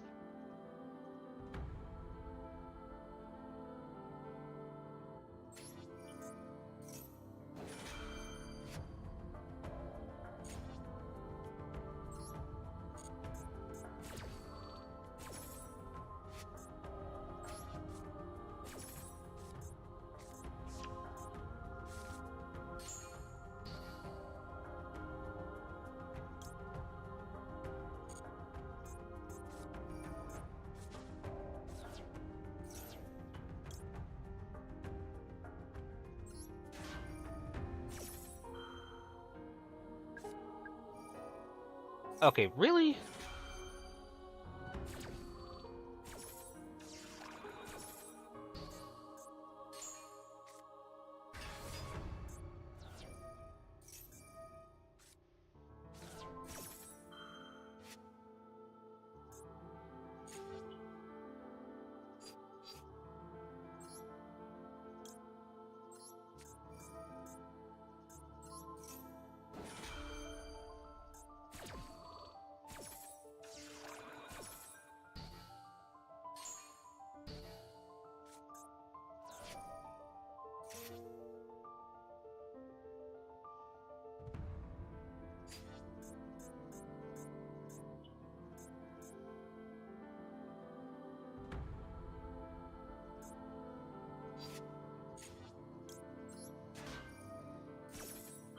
And then to prevent destruction.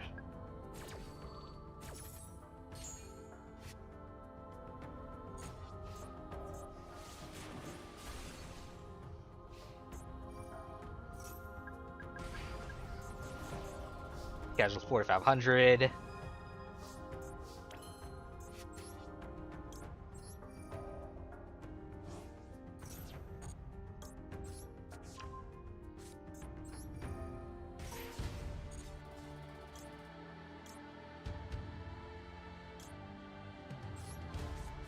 Two, three.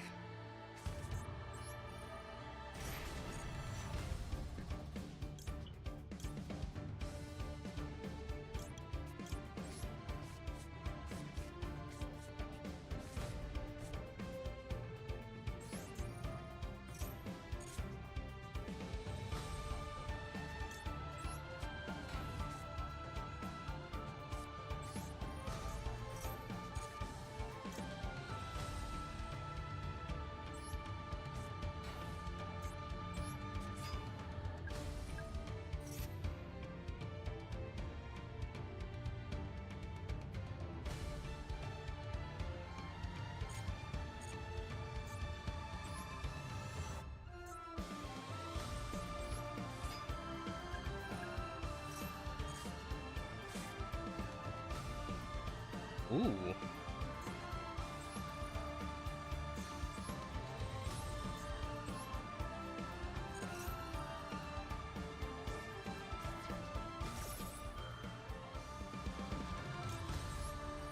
And happily negate that.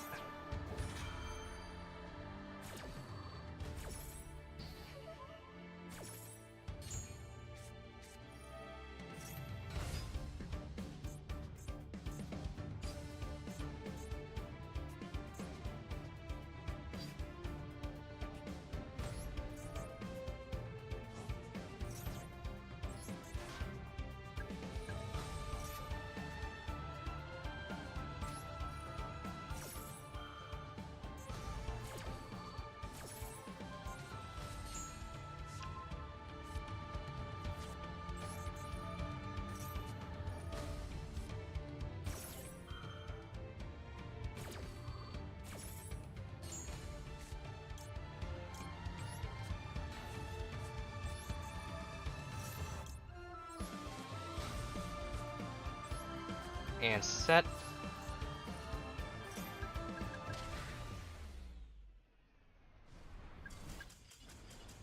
But yeah, you have to essentially be he almost over the edge because you have to pay 900 life points in order to search out your cards.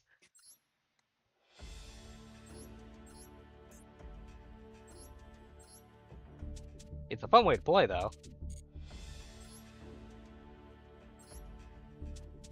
Hey, what do you think, Rex? An interesting way to play for sure.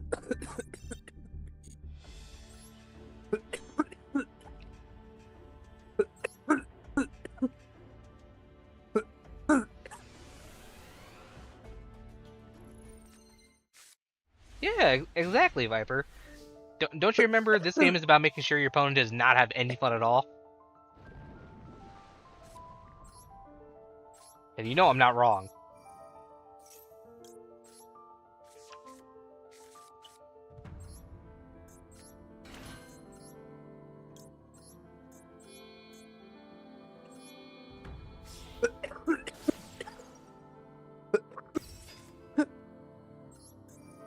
Rex, you're not about to die, are you? No. Okay.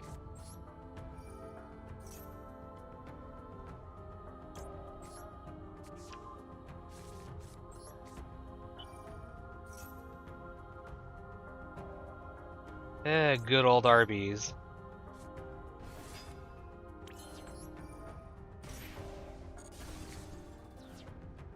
Let's see.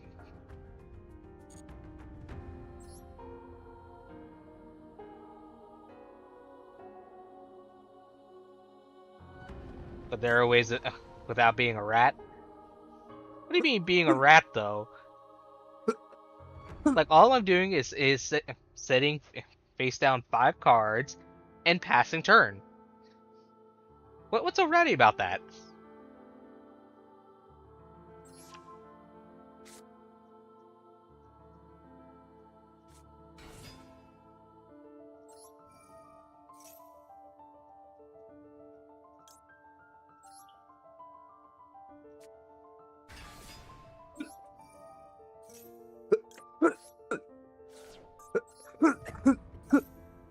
Oh.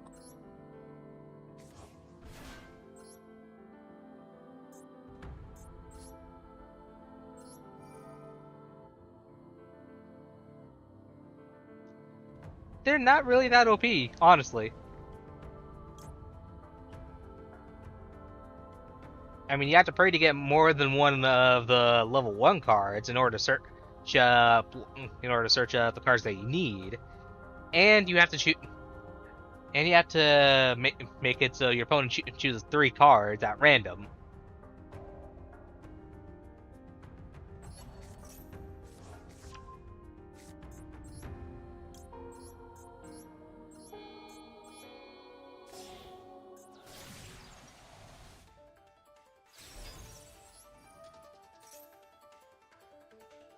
Now, if you want to talk about OP, let me talk about RBs.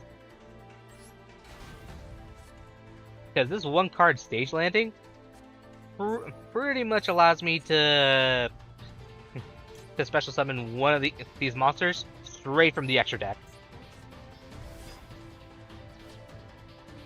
Oh yeah, and it also has a second effect where one of my cards is about to be destroyed by a card effect. It banishes itself to protect all RB cards on the field, or at least one RB card that's about to be destroyed.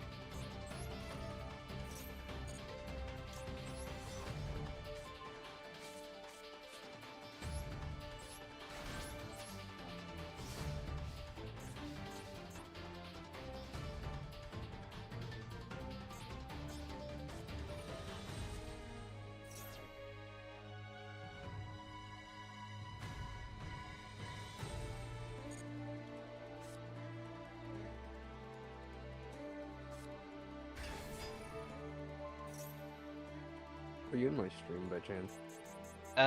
Give me a second. What's up? Mine's Benny. Oh, right. Done. Thank you. I'm on your stream on my phone, so. You're the one with more banning privileges than me right this second. Oh man.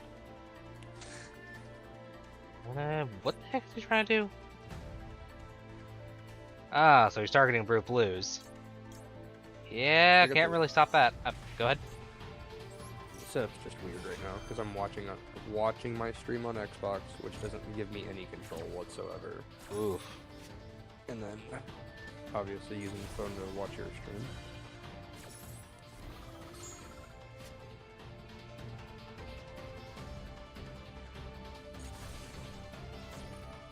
Uh-oh. Whoever came up with these decks are just evil. I mean, it's just the speed of the game at this point, honestly.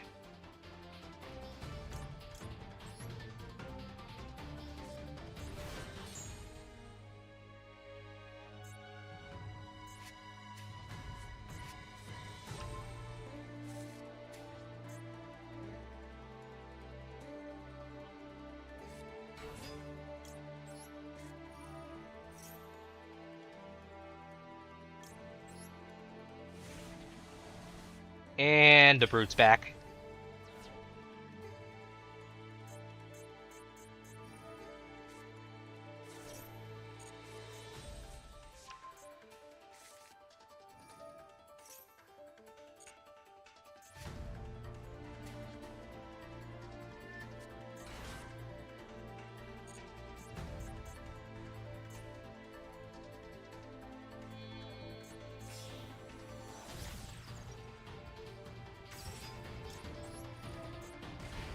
Fine.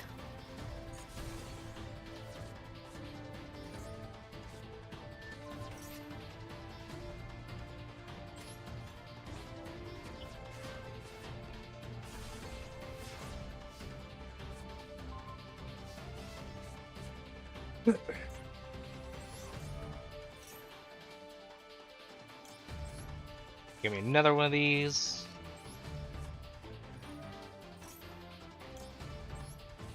Let me pop out Shepherd's Crook.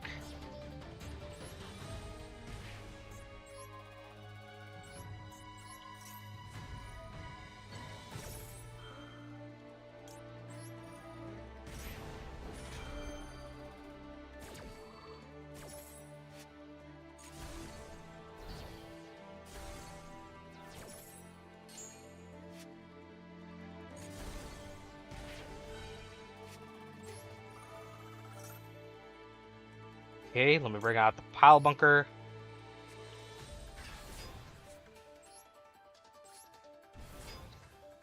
Oh, Viper. Best part about one of the funnier parts about this archetype with RBs is that this card can attack twice.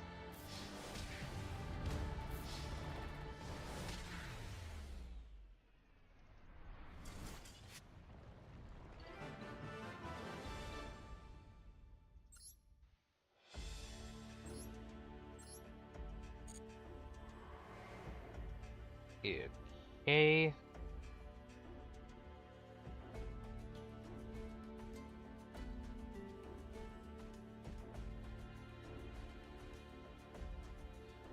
Oh, Viper, if you think this is bad, there's definitely worse archetypes out there.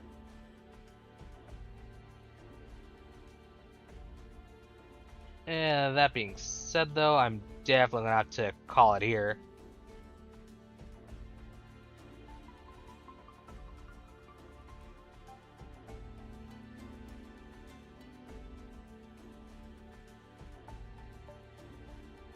I'm just gonna send you guys over to Rex.